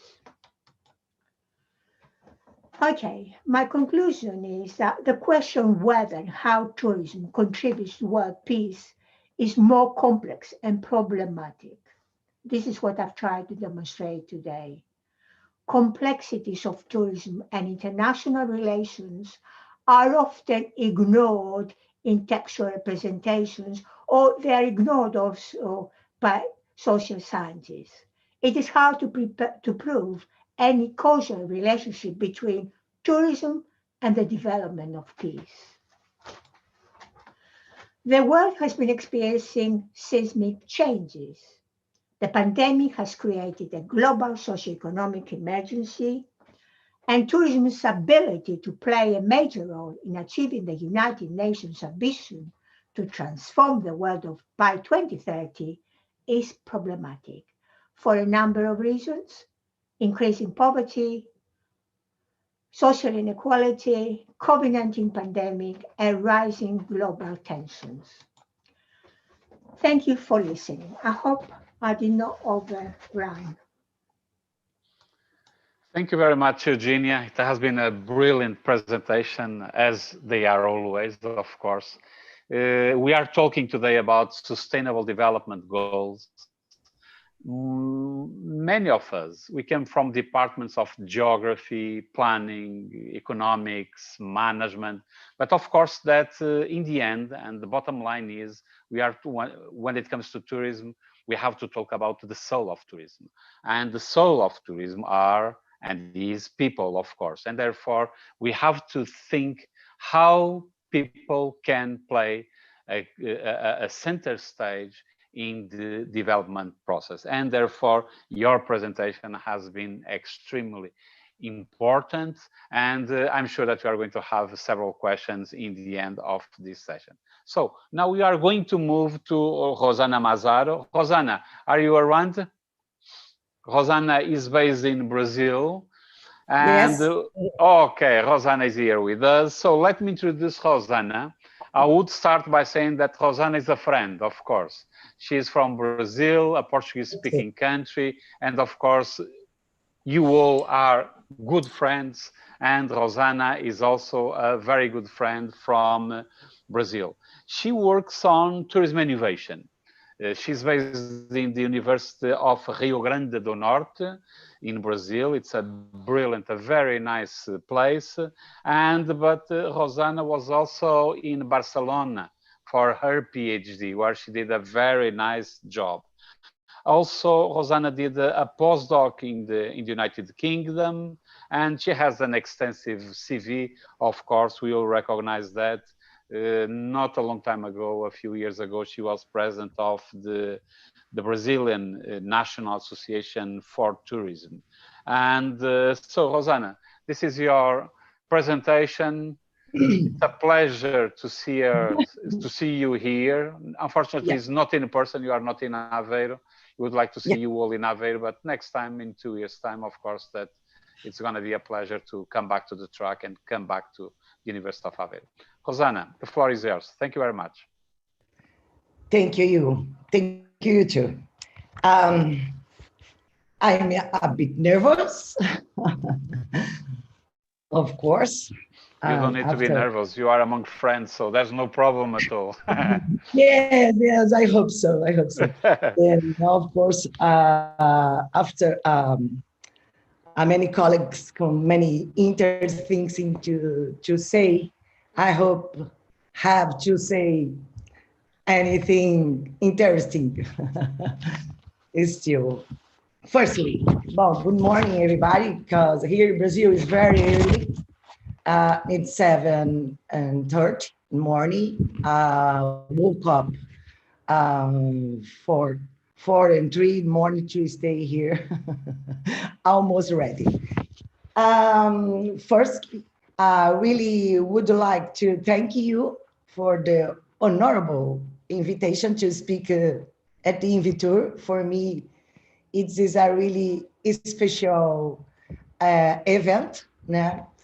Mailing come from my friends, exactly, the University of Aveiro. Aveiro is a place where the Brazilians research feeling like home. Definitely, yes, yeah, since 2010. You can hear me fine, okay? Yeah, great. Oh, yeah. Obviously, I would like to stay in Aveiro. I would love to be in Aveiro now, taste the wines and enjoy the nice dinners. But yeah, this pandemic did become everything very, very different ways. And now we are and try to introduce my presentation the better way. Okay, so I will try. I'm not very nice on the technology like Demetrius. I prefer to dance, but I will try to be my best, Dimitri. Yes. Look ahead, go ahead. Okay. Oh, I need to. Before... Do you have a PowerPoint, Rosanna? Yes. Yeah, so you can use the bottom right in the bottom where you have share screen. Yeah. Yes. Yeah. Okay, just click go down. You have share screen, and then pick up the PowerPoint you'll be using. Yeah. Okay. Good. Okay, fine. Oh, the title of my presentation: different paths to the same destination. Different paths to the same destination is a question. Why a question? Because it seems at this time, and confirmed by the previous speeches, we have more questions than answers regarding the future of tourism right now. And maybe the main challenge from the perspective of the destination management, yet my subject, B is what way to take when the pandemic is overcome. Okay, but as we learned from Alice, even in the wordland, do you need to know before where are we and where do you want to get from the management perspective? Okay, so I will start to try to do a brief situation analysis and to try also some answers.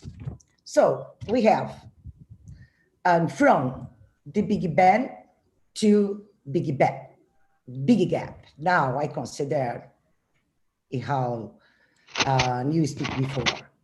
And this is a big gap for research, for tourism, for the world.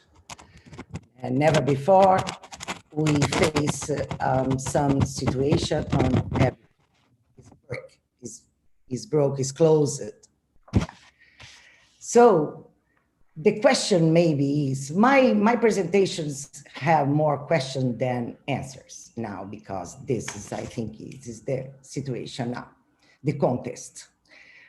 Are over tourism researches orphaned? So now we think we stay in the big back, from the big gap to big challenges to big data. Now in the big data era.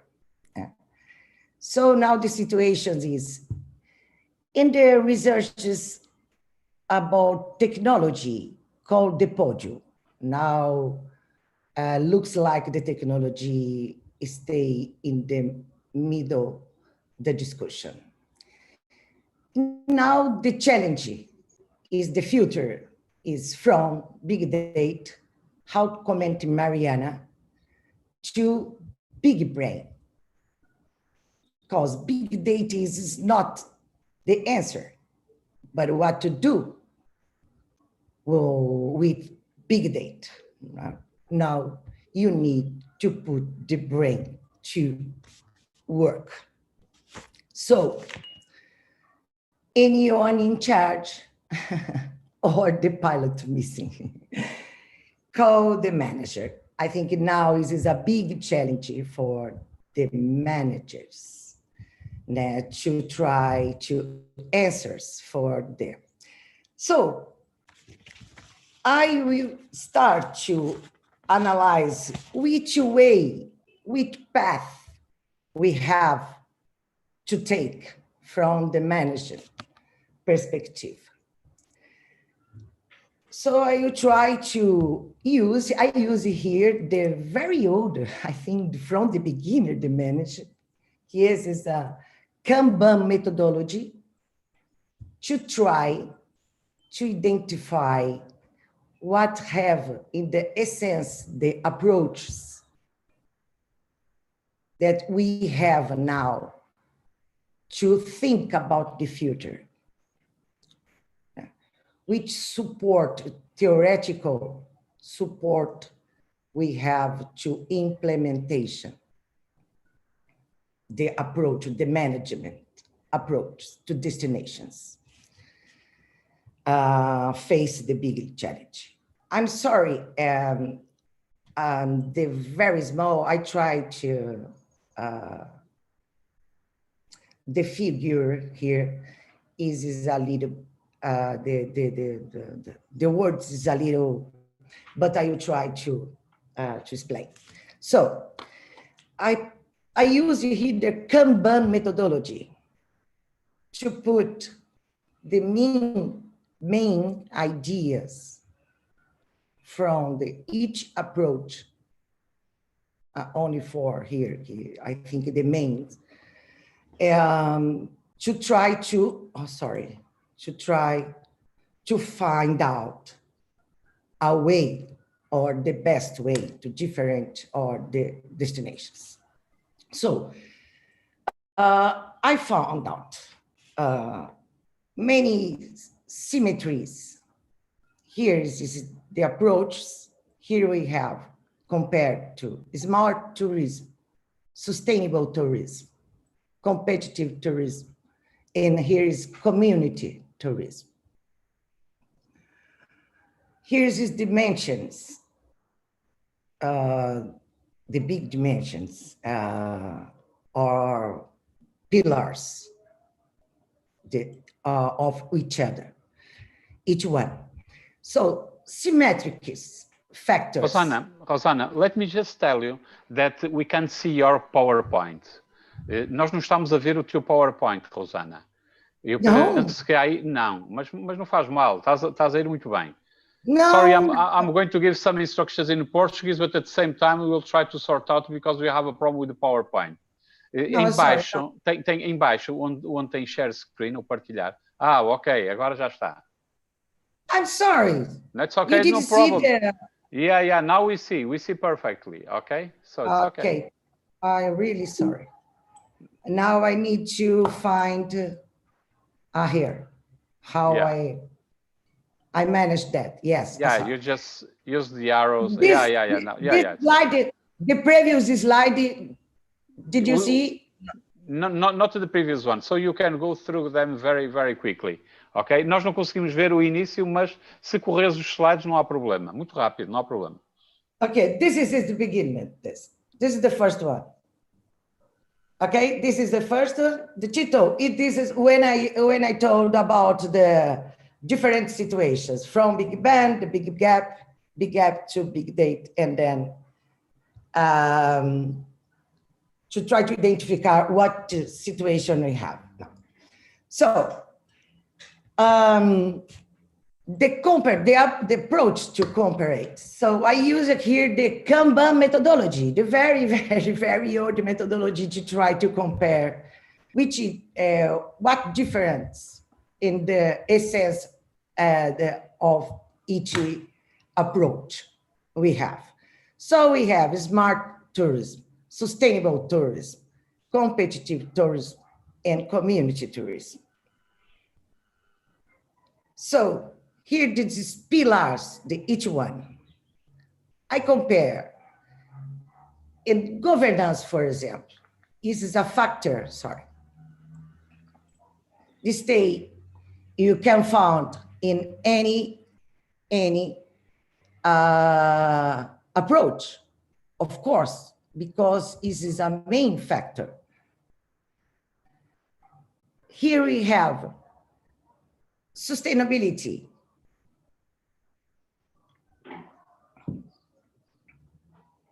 Is a main factor for the smart tourism. The same way, of course, is an essence of the sustainable tourism, the nature preservation. At the same time, a competitive tourism, the preservation, the natural research is a key. In the community tourism, of course, the preservation of the nature is a key. So this is the symmetries. Yeah. Every approach present the pillars or these factors, how challenging, important. So semantics, I found that each approach try to add some new factor, but in the end, maybe they stay talking about the same thing. When you talk about accessibility, of course, you consider the society, the people, is the same preoccupation of goal of the sustainable tourism. When you talk about competitive tourism, the approach, of course, the cultural resource, it is a key factor to consider. So you talk about the same things. In the community tourism, the cultural resources is the base for the community tourism, of course. So when you compare here, the competitive tourism, here you can see some, I'm putting an interrogation because is asymmetries, or you talk about the same thing, indeed. So here, this smart tourism bring innovation. Of course, is a new challenge for everybody, for everything, every destination. Infrastructure is a competitive tourism, maybe. But when you talk about accessibility, of course, maybe it's the same, the infrastructure or stay incorporate here. So, and then you can try the essence of each approach.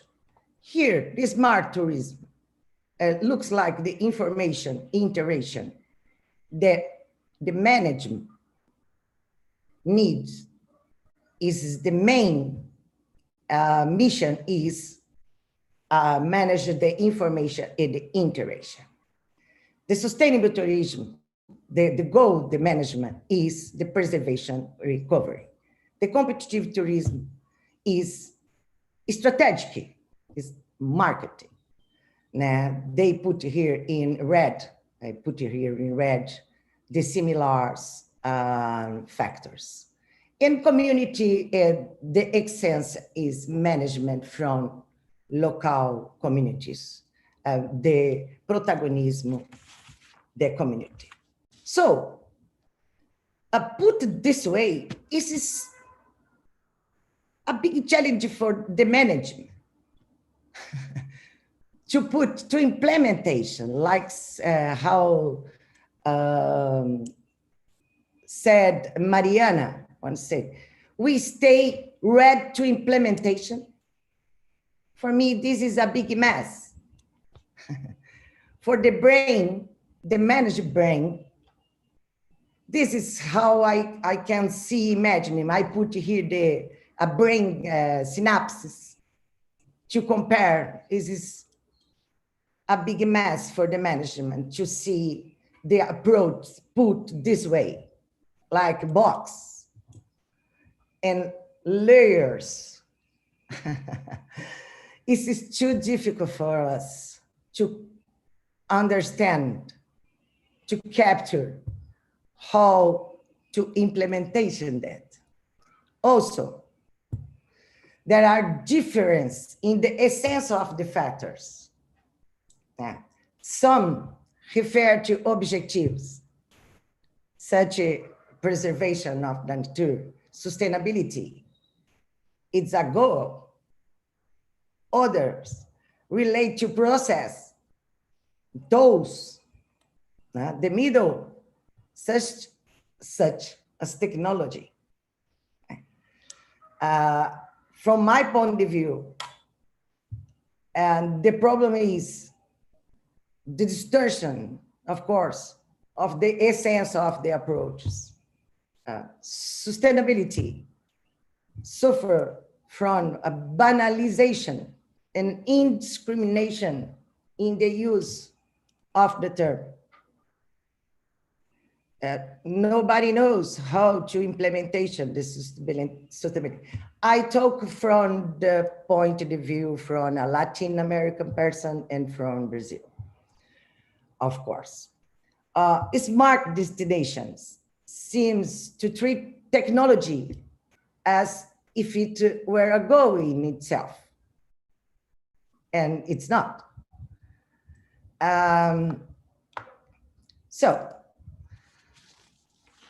But in the end, our approach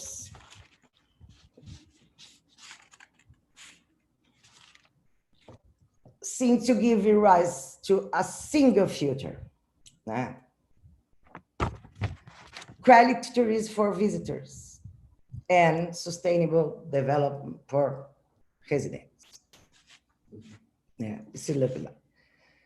So,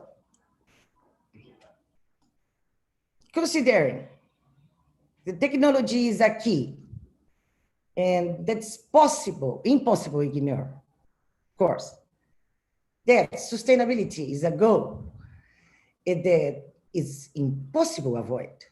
What about to the future? There are a lot of implications in this unique question. A lot of depends. Well, in order to locate the destinations in the world and to take decisions of the path towards the desired future, I boldly propose a new look at the possibilities for tourism. Evidently, how I said before, from a perspective this side the planet. Because you have a huge influence from, of course, that side the planet.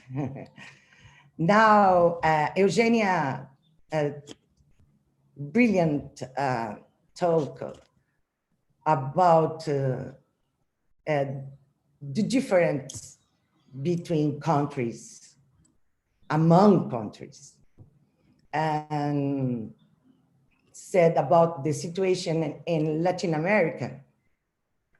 And Carlos said before, very interesting conclusion, different tourism in different countries now has different countries in tourism. How you said, it's very interesting for me because for me, show me I'm in the right way. I said boldly because, of course, here is, oh my God, I anticipate the good news. Carlos, sorry. I said boldly because I put here from Hall, because I really respect Michael Hall. As an author, because my discipline here in the postgraduate is management destination. I use a lot his publications, and he's has a nice typology of the governance, of course, but it's from the point of view of the author and the very hegemonic country. And I try to put here the vision from this side of the world. So I think what you have, what you can have in the future now, to put like the desired future, the typology of the destinations, the countries, I think it is better to put here in this analysis. Sorry.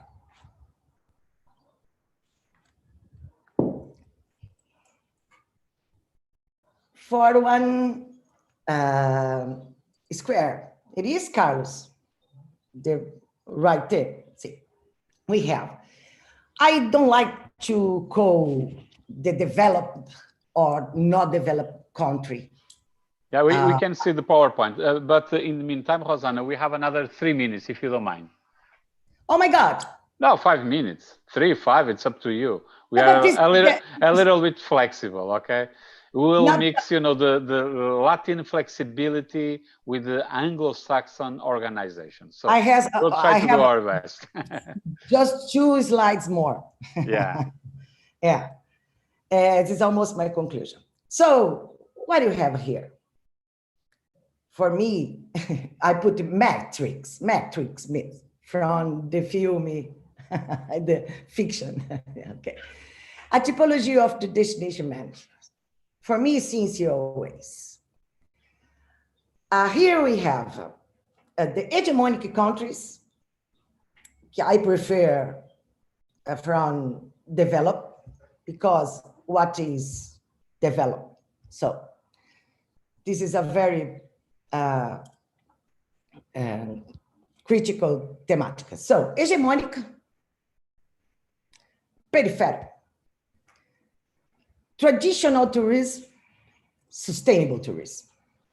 There's 2 different poles. So here we have, I'm rich countries, and I enjoy it.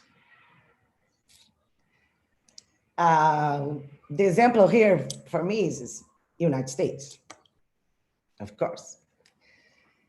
Here we have, I'm rich, but I preserve it. So I'm smart.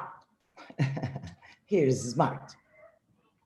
Here, between traditional and peripheral, I'm poor and ignorant.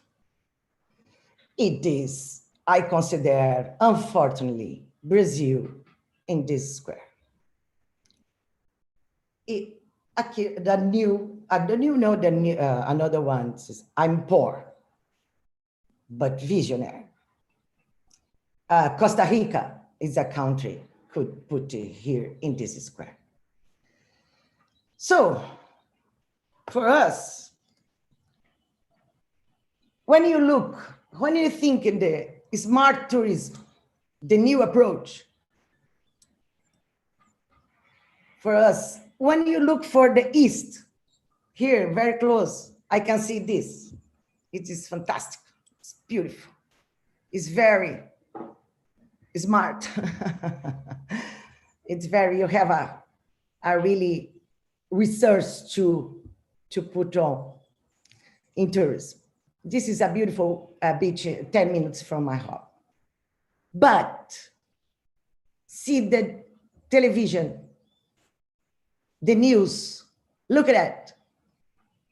This is one, I look to the west, the city. It's tragical. It's Natal. You look at it. The reporter stayed in the middle, of course, the mud, the water. But behind it, you can see the camera. It's the technology.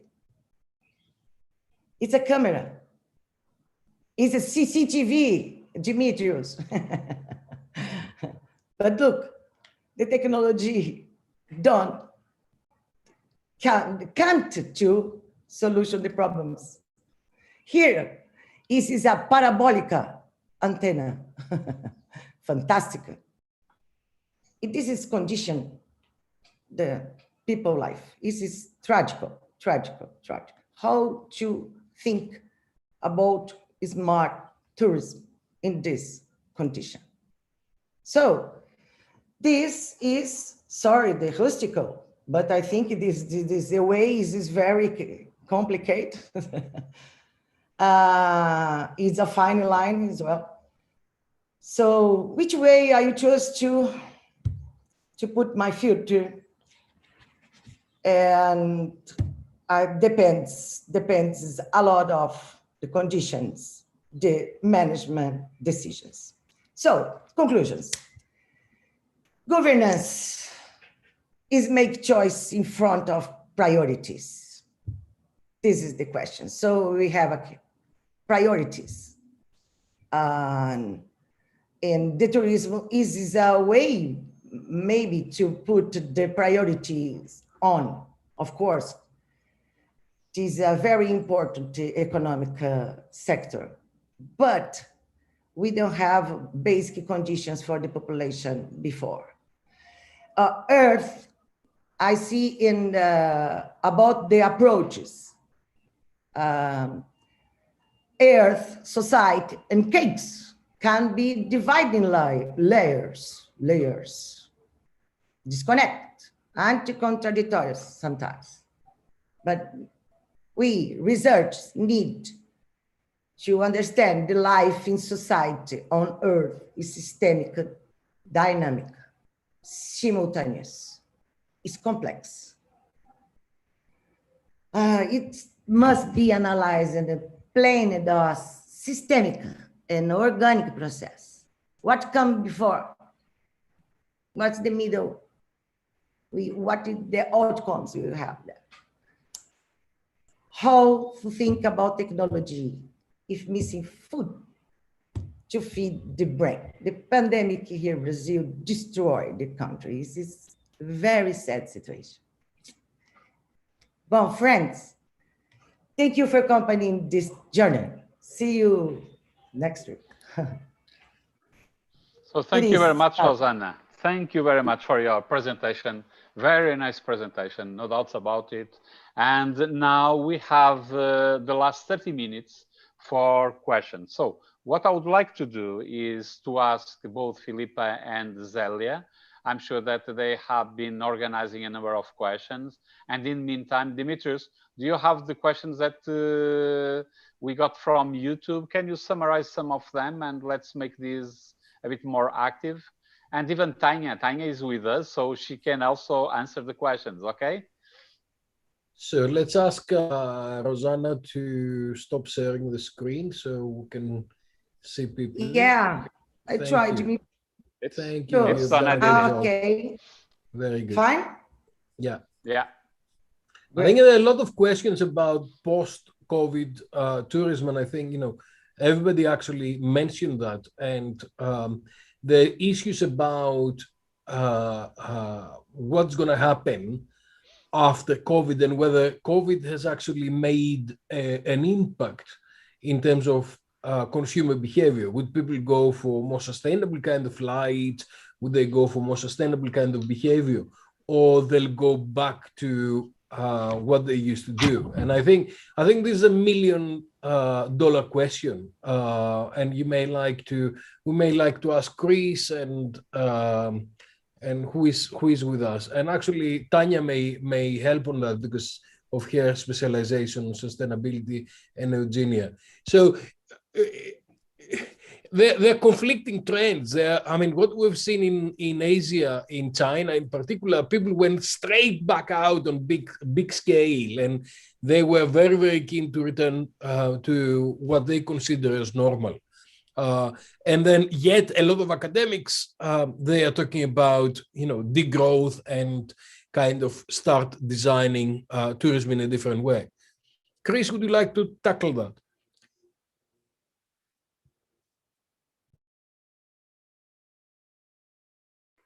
Chris, you have switched on the microphone. Yes, sorry about that. Being British, it has to be ladies first. I'll go first. So, would you like me to go first? Yes, please, Eugenia. I think a reality check on tourism and sustainability is needed here. We need to have the courage to recognize what we must change. Yeah. And working on recovering plans, planning, as Carlos was telling us earlier on, very, very important. But it's difficult to make predictions, although domestic tourism is claimed it would be a boom. A lot of people here have already booked their holidays to travel around UK. But international tourism is difficult to predict. Slow recovery. Testing will add to the cost for millions of tourists now to go overseas. So there are several challenges, actually. I think COVID-19 sparked a new Cold War as well. Yes, we mustn't forget the tensions that exist. We cannot plan and say, okay, I'm going to go away to see my friends or my family in a week's time. I'm bombarded with information from EasyJet, the cheap flights. Now book your flight and you can travel whenever you like. So this is something people are going to do really, is to plan the holidays. And of course, trust is the new currency. Can we trust to book a holiday and get our money back? It took me nearly a year to get refunded for a trip that I had booked last March. So trust amongst the consumers is very low at the moment. And I would say it's the new currency. Rebuilding confidence. You need trust. You need to trust the tour operator. You need to trust the destination when you go there, that you're not going to be affected. And of course, courage. You need to say, okay, we have to put up with it. And it will take years to rebuild, in my view. And this is an uncomfortable truth about international tourism. Okay, I'll leave that to Chris now, if he. Chris, would you like to? Yeah, no, I agree with you, Virginia. I think one of the really important questions is just how long is the effect of COVID going to be with us? We thought Invtur would be face-to-face this year, but clearly we're nowhere near close to that yet. Yeah. Trust, I agree. I think looking at the whole area of risk in travel is really important.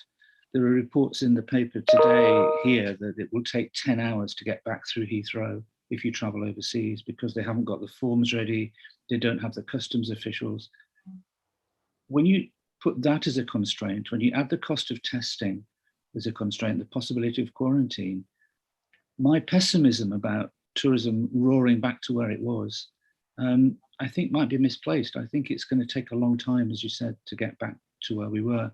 I noticed there was a question on the chat about, are there any studies about tourist intentions? And there's a lot of work about intentions being done.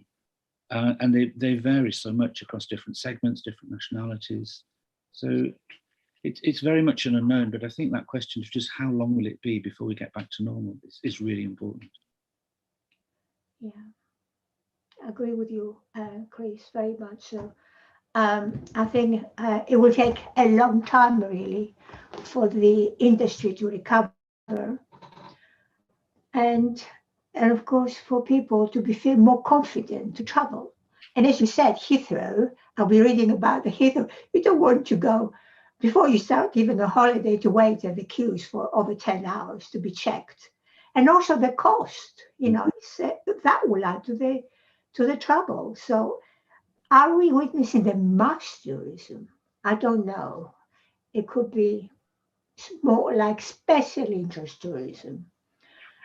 I think before people used to travel not just once a year or twice. Sometimes they can travel. I have come across studies that are claiming people just go away abroad because of cheap flights in European countries. Of course, now with Brexit, I have to think about that.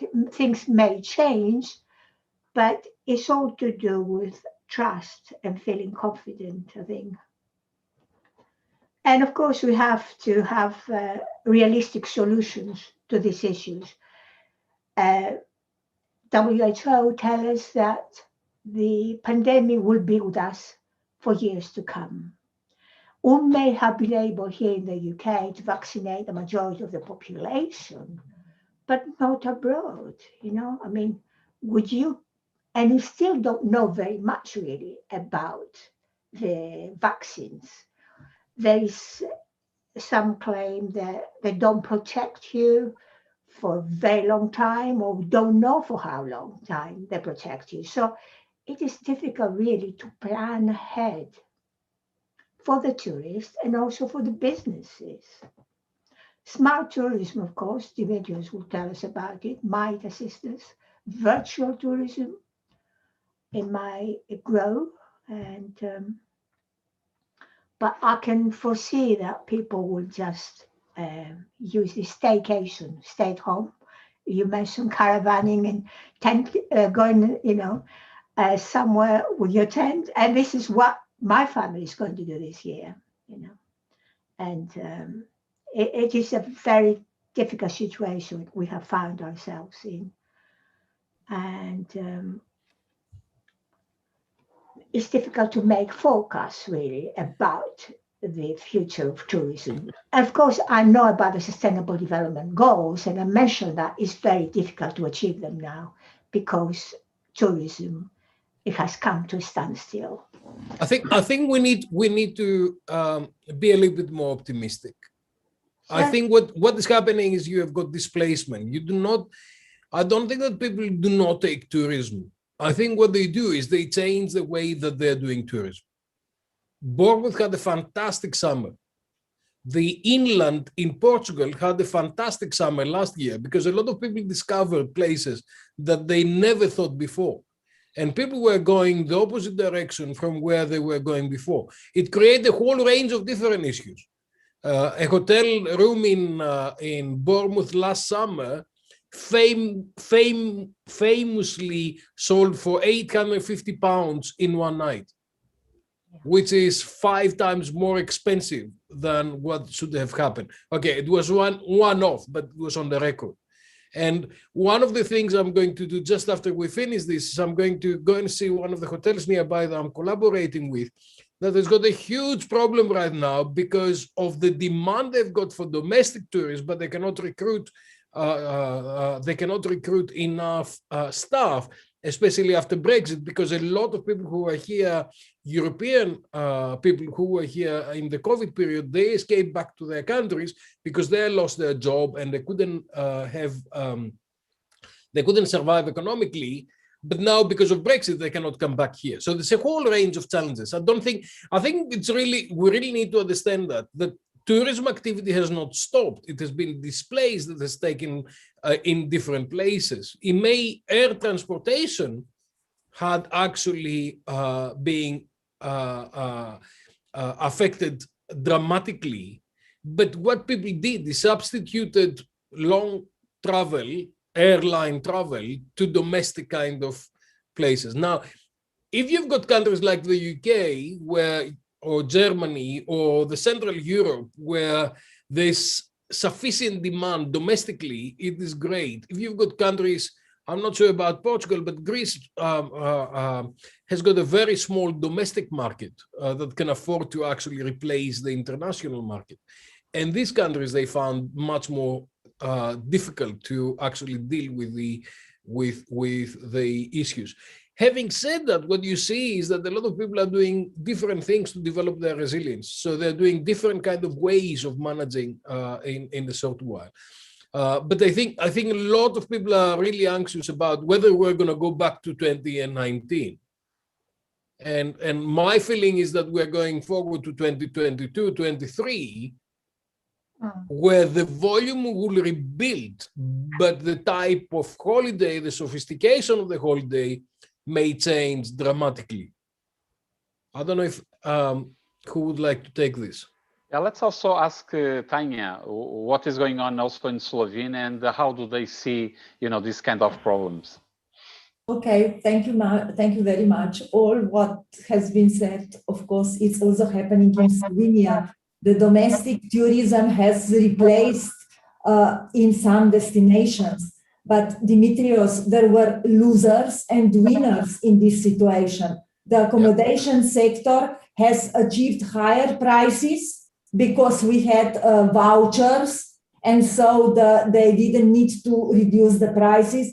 But there were, even in Slovenia, but don't think internationally, so many losers because the domestic visitors didn't spend money for the culture and for many, many other tourism-related activities. The city hotels were the losers because domestic tourism didn't go there. The MICE tourism was the loser, fully down. So it is not this restructuring is not the answer to make tourism, to bring tourism to the sustainability level again. And I want to go back to your $1 million question, and I will be optimistic. My optimism is that I do agree there is going to be some time that COVID will stay with us, and the restrictions are going to be in place, and the fear is going to be with us, even when the international borders will open again. By the way, Italy has already said they will open the international borders the 15th of May this year in cooperation with the WTO. So we are entering the post-COVID period, which means we will be living with the COVID. But my optimism is, I think COVID will go away one day. I hope sooner than later. And then the $1 million question, how sustainable tourism is going to be after the COVID that will go away. I think that we all can answer this question from the experiences that we have in the past. And I'm not going to say anything else because it is my presentation tomorrow about how sustainable will the tourism be after we will digest this COVID experience. And the main question of my presentation is, can COVID-19 stop the return of under-tourism pandemic? So this is how I'm thinking about this. That's great. It's kind of, it's like on the films that say tomorrow there's another film, and I will. That we have seen already. That's the point. This is my opinion, but I cannot prove this. There is going to be another film of tourism success, whatever the success is. WTTC will say overcrowding is the story of success. So we will see the same film again. This is my provocative statement. Fantastic. Now let's go back and think about a destination. I think we've got about 12 minutes, and I think if we were to advise a government like in Portugal, and we had a minister with us, or Slovenia or wherever, the UK, what would you advise the government to do based on all the evidence we've got and all the research we've got? Should we start with Rosanna this time? Yes, Rosanna, yes. Microphone. Yeah, please. microphone, Rosanna.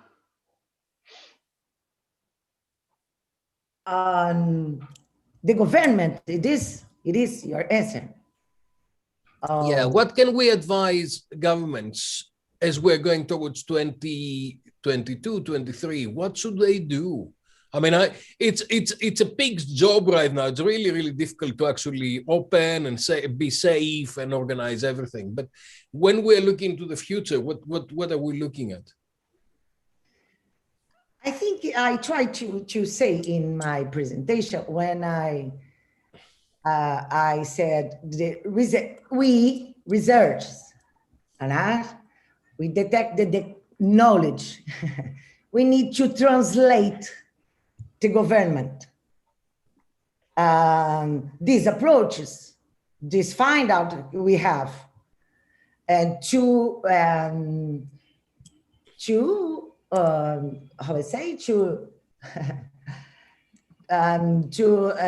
look the way, try to open the vision. This is the question. I think open the vision.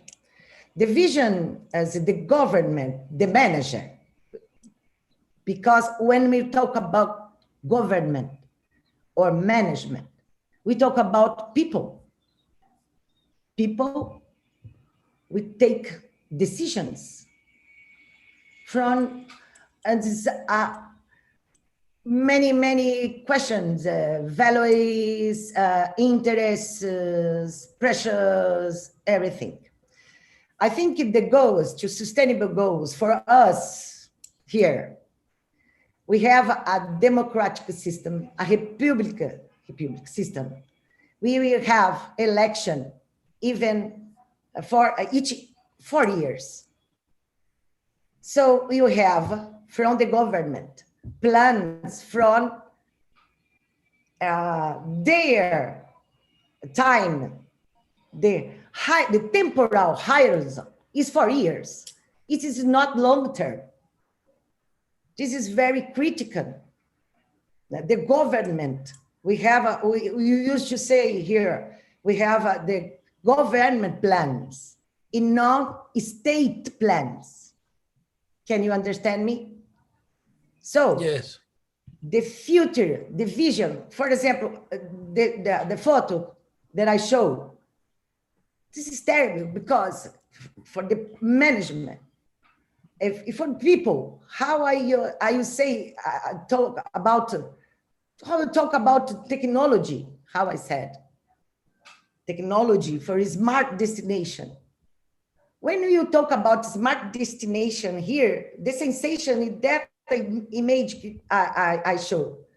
The brain, the synapses doesn't work because we have a very, very basic problem to solution before.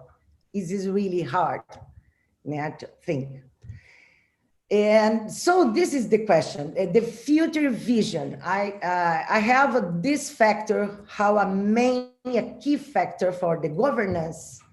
Since my thesis, I presented 15 years ago, because this is the problem. The governments, the people, they stay in the power, they have the power, don't have a long-term vision.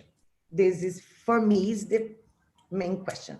Because money we have, Brazil is rich, but in poor at the same time. So it is a really, really contradiction for us, now, for my point from the view. But I think this is the same problem for the world. But I think you have another social structure to ask for the governments. Here, the people didn't understand the power they have. Still don't understand the power they have. This is Really? One thing that I would like to say about Brazil. Brazil is a huge country, and it's a brilliant country. And usually we say that Brazil is the lung of the world because of Amazonia. And but what is happening at present in Brazil is a matter of governance, as Rosanna was pointing it out. The question of governance, which is also changing not only in Brazil, but it has already changed in America. We could see that the policies put forward by Trump are completely different from those that we have nowadays. And what we can see is that the world is now going back to the Paris agreements. And therefore, and following this way, we'll be in a situation of bringing back, of rescuing, I would say, the sustainable development goals. So Brazil, Portugal, and I would say the Mediterranean, in Greece, we also face the same situation. And it's a matter of clearly not going back to the track, as Mariana Sigala was mentioning, is not a matter of just going back and bringing, large volumes of tourists to our places. On the contrary, it's a matter of using these tourists properly and to start building, a new sense of community tourism that will favor people and will be, again, the fuel to drive development. So, Dimitris, do you have another question? We still have another 5 minutes and then we will close. Yes, I think people are also asking about the motivations of how people will change their motivations and their behavior from the consumer point of view. What are they going to be looking for in the future? Chris, would you like to tackle that? Just very quickly, two things, I think. It will be about their appetite for risk in terms of how prepared they are to take risks to visit destinations. And it will be about the destination response in terms of being able to reassure, as Eugenia said, that they can be trusted to deliver a safe destination. And I think that's key. It was interesting just listening to the discussion on destination management. I did some work on an island a few years ago, and they came up with a plan that said, we need to look after our environment. We need to make sure that we attract higher spending tourists, and we need to ensure they are quality tourists, and we need to extend the season. And then I looked at the date of that report. It was 1896. There's nothing new in this. So we just have to think about these things, I think. Yeah, building resilience, as you said, Dimitris, into operations to protect future shocks and disruptions. I think this is very important. And on a more positive note, I think after Ebola and after past pandemics, the industry did recover quite well. So it's not when it will recover is the question, not. So it's very difficult to predict. And also it's trust in our government, really, to be honest with the populations. That is very, very important. Because if we find out that they know a lot more than we do with the pandemic, why aren't they coming forward with this information? Because like them, we also have to plan. Consumers have to plan. And also on top of it is the health. We haven't mentioned health at all, really. The tensions are between the health of the consumers and the markets and the economy. Now, consumers, tourism consumers, really have to balance what they should do. They can go here, say, domestically on holiday in another destination close by. So if anything happens, they can get on the car or the train, or they can speak the language, yes, and then they can get help. But if you go overseas, say to a destination like Vietnam or somewhere else you've never been before, it will be very difficult. And you mustn't forget that not all the populations have been vaccinated. Yes, that is crucial. So this is a global problem and it will require a global solution. But don't leave it just to the markets. Yeah. The government, as I said, we have to trust, consumers have to trust the government and also have to trust the industry. When we get there, everything will be clean and hygienic. Yes. And we don't have to, will not catch the virus again, because it's not a very nice thing to have. And we all heard also of the lung virus, yes? So it is very crucial, really, and very, very important. Health is paramount to the consumer. Absolutely. Absolutely. Right. I don't know if someone would like to say something else. I'm just going to say, yes, right. I know that a lot of people in Portugal, they're watching this and they're waiting for the tourists to arrive as well. I'd like to also bring another concept that is coming forward, which is the revenge tourism.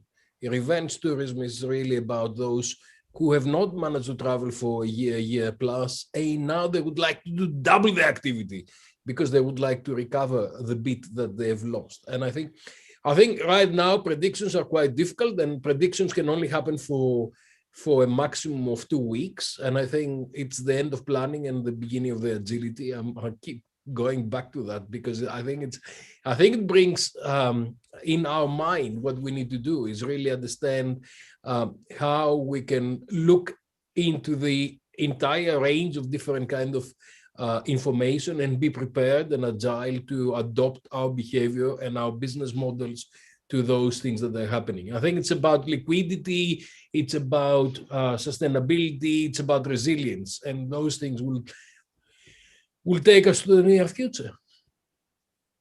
Yes, brilliant. So we have to stop here because the morning session is just about to close, and now we have time for lunch, and we will be back for the parallel sessions at 2 p.m. They will start according to the program, so please check out the links and you will easily get to your session. Dimitris, are you going to say anything? Yeah, I'm going to say, just don't forget to invite people to the party tonight, right? You say that. But okay, first I'm going to thank our keynote speakers. Okay, let me thank again Chris Cooper, of course, Professor Chris Cooper. It is always great to see you with us, Chris. It's great for this conference. Eugenia, Professor Eugenia, you are doing a brilliant job on the sociology and the anthropology of tourism. And your conferences, namely in Nepal, are brilliant. I've been there, and I would advise people to go to this conference because they are very, very nice. Rosana, Brazil, also another very nice country. We have to organize some more conferences in person in Brazil because Brazil is a great country. And Tanya, thank you very much for coming this morning. And we are going to have the privilege of following Tanya's keynote tomorrow. Dimitrios, thank you very much also for being here with us all the time. To Filipa, Mariana, Zelia, Rui, thank you very much to you all, and let's see you in the afternoon, 2 p.m. we'll return. And Dimitrios, you're going to say something about the party. Tell us. Best, don't forget to thank the technicians who are behind all these things. We don't see them, but they're actually doing a brilliant job. That's why we're here. Otherwise, we would not be here. Thank you very much, guys. Obrigadissimo. Now, 7:30, the Invtur party you've been waiting for with DJ Mike. You've got the link, and Rosana, it will be 7 hours later, so it will be party time in Brazil. So we expect you to lead the dance floor and to see people and enjoy everybody and make this kind of virtual conferences as close to what we know, how Invtur and Aveiro rocks every time Aveiro rocks. Yeah. 7:30, guys. Thank you very much indeed. Bye-bye. Thank you. Have a nice time. See you later in the parallel Thank sessions. you. Bye-bye. Thank you. Thank you.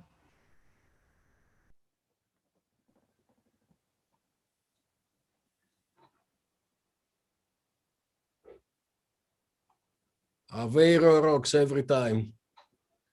Bye. Aveiro rocks every time. See you later. We may still be on live, but great. Catch you later.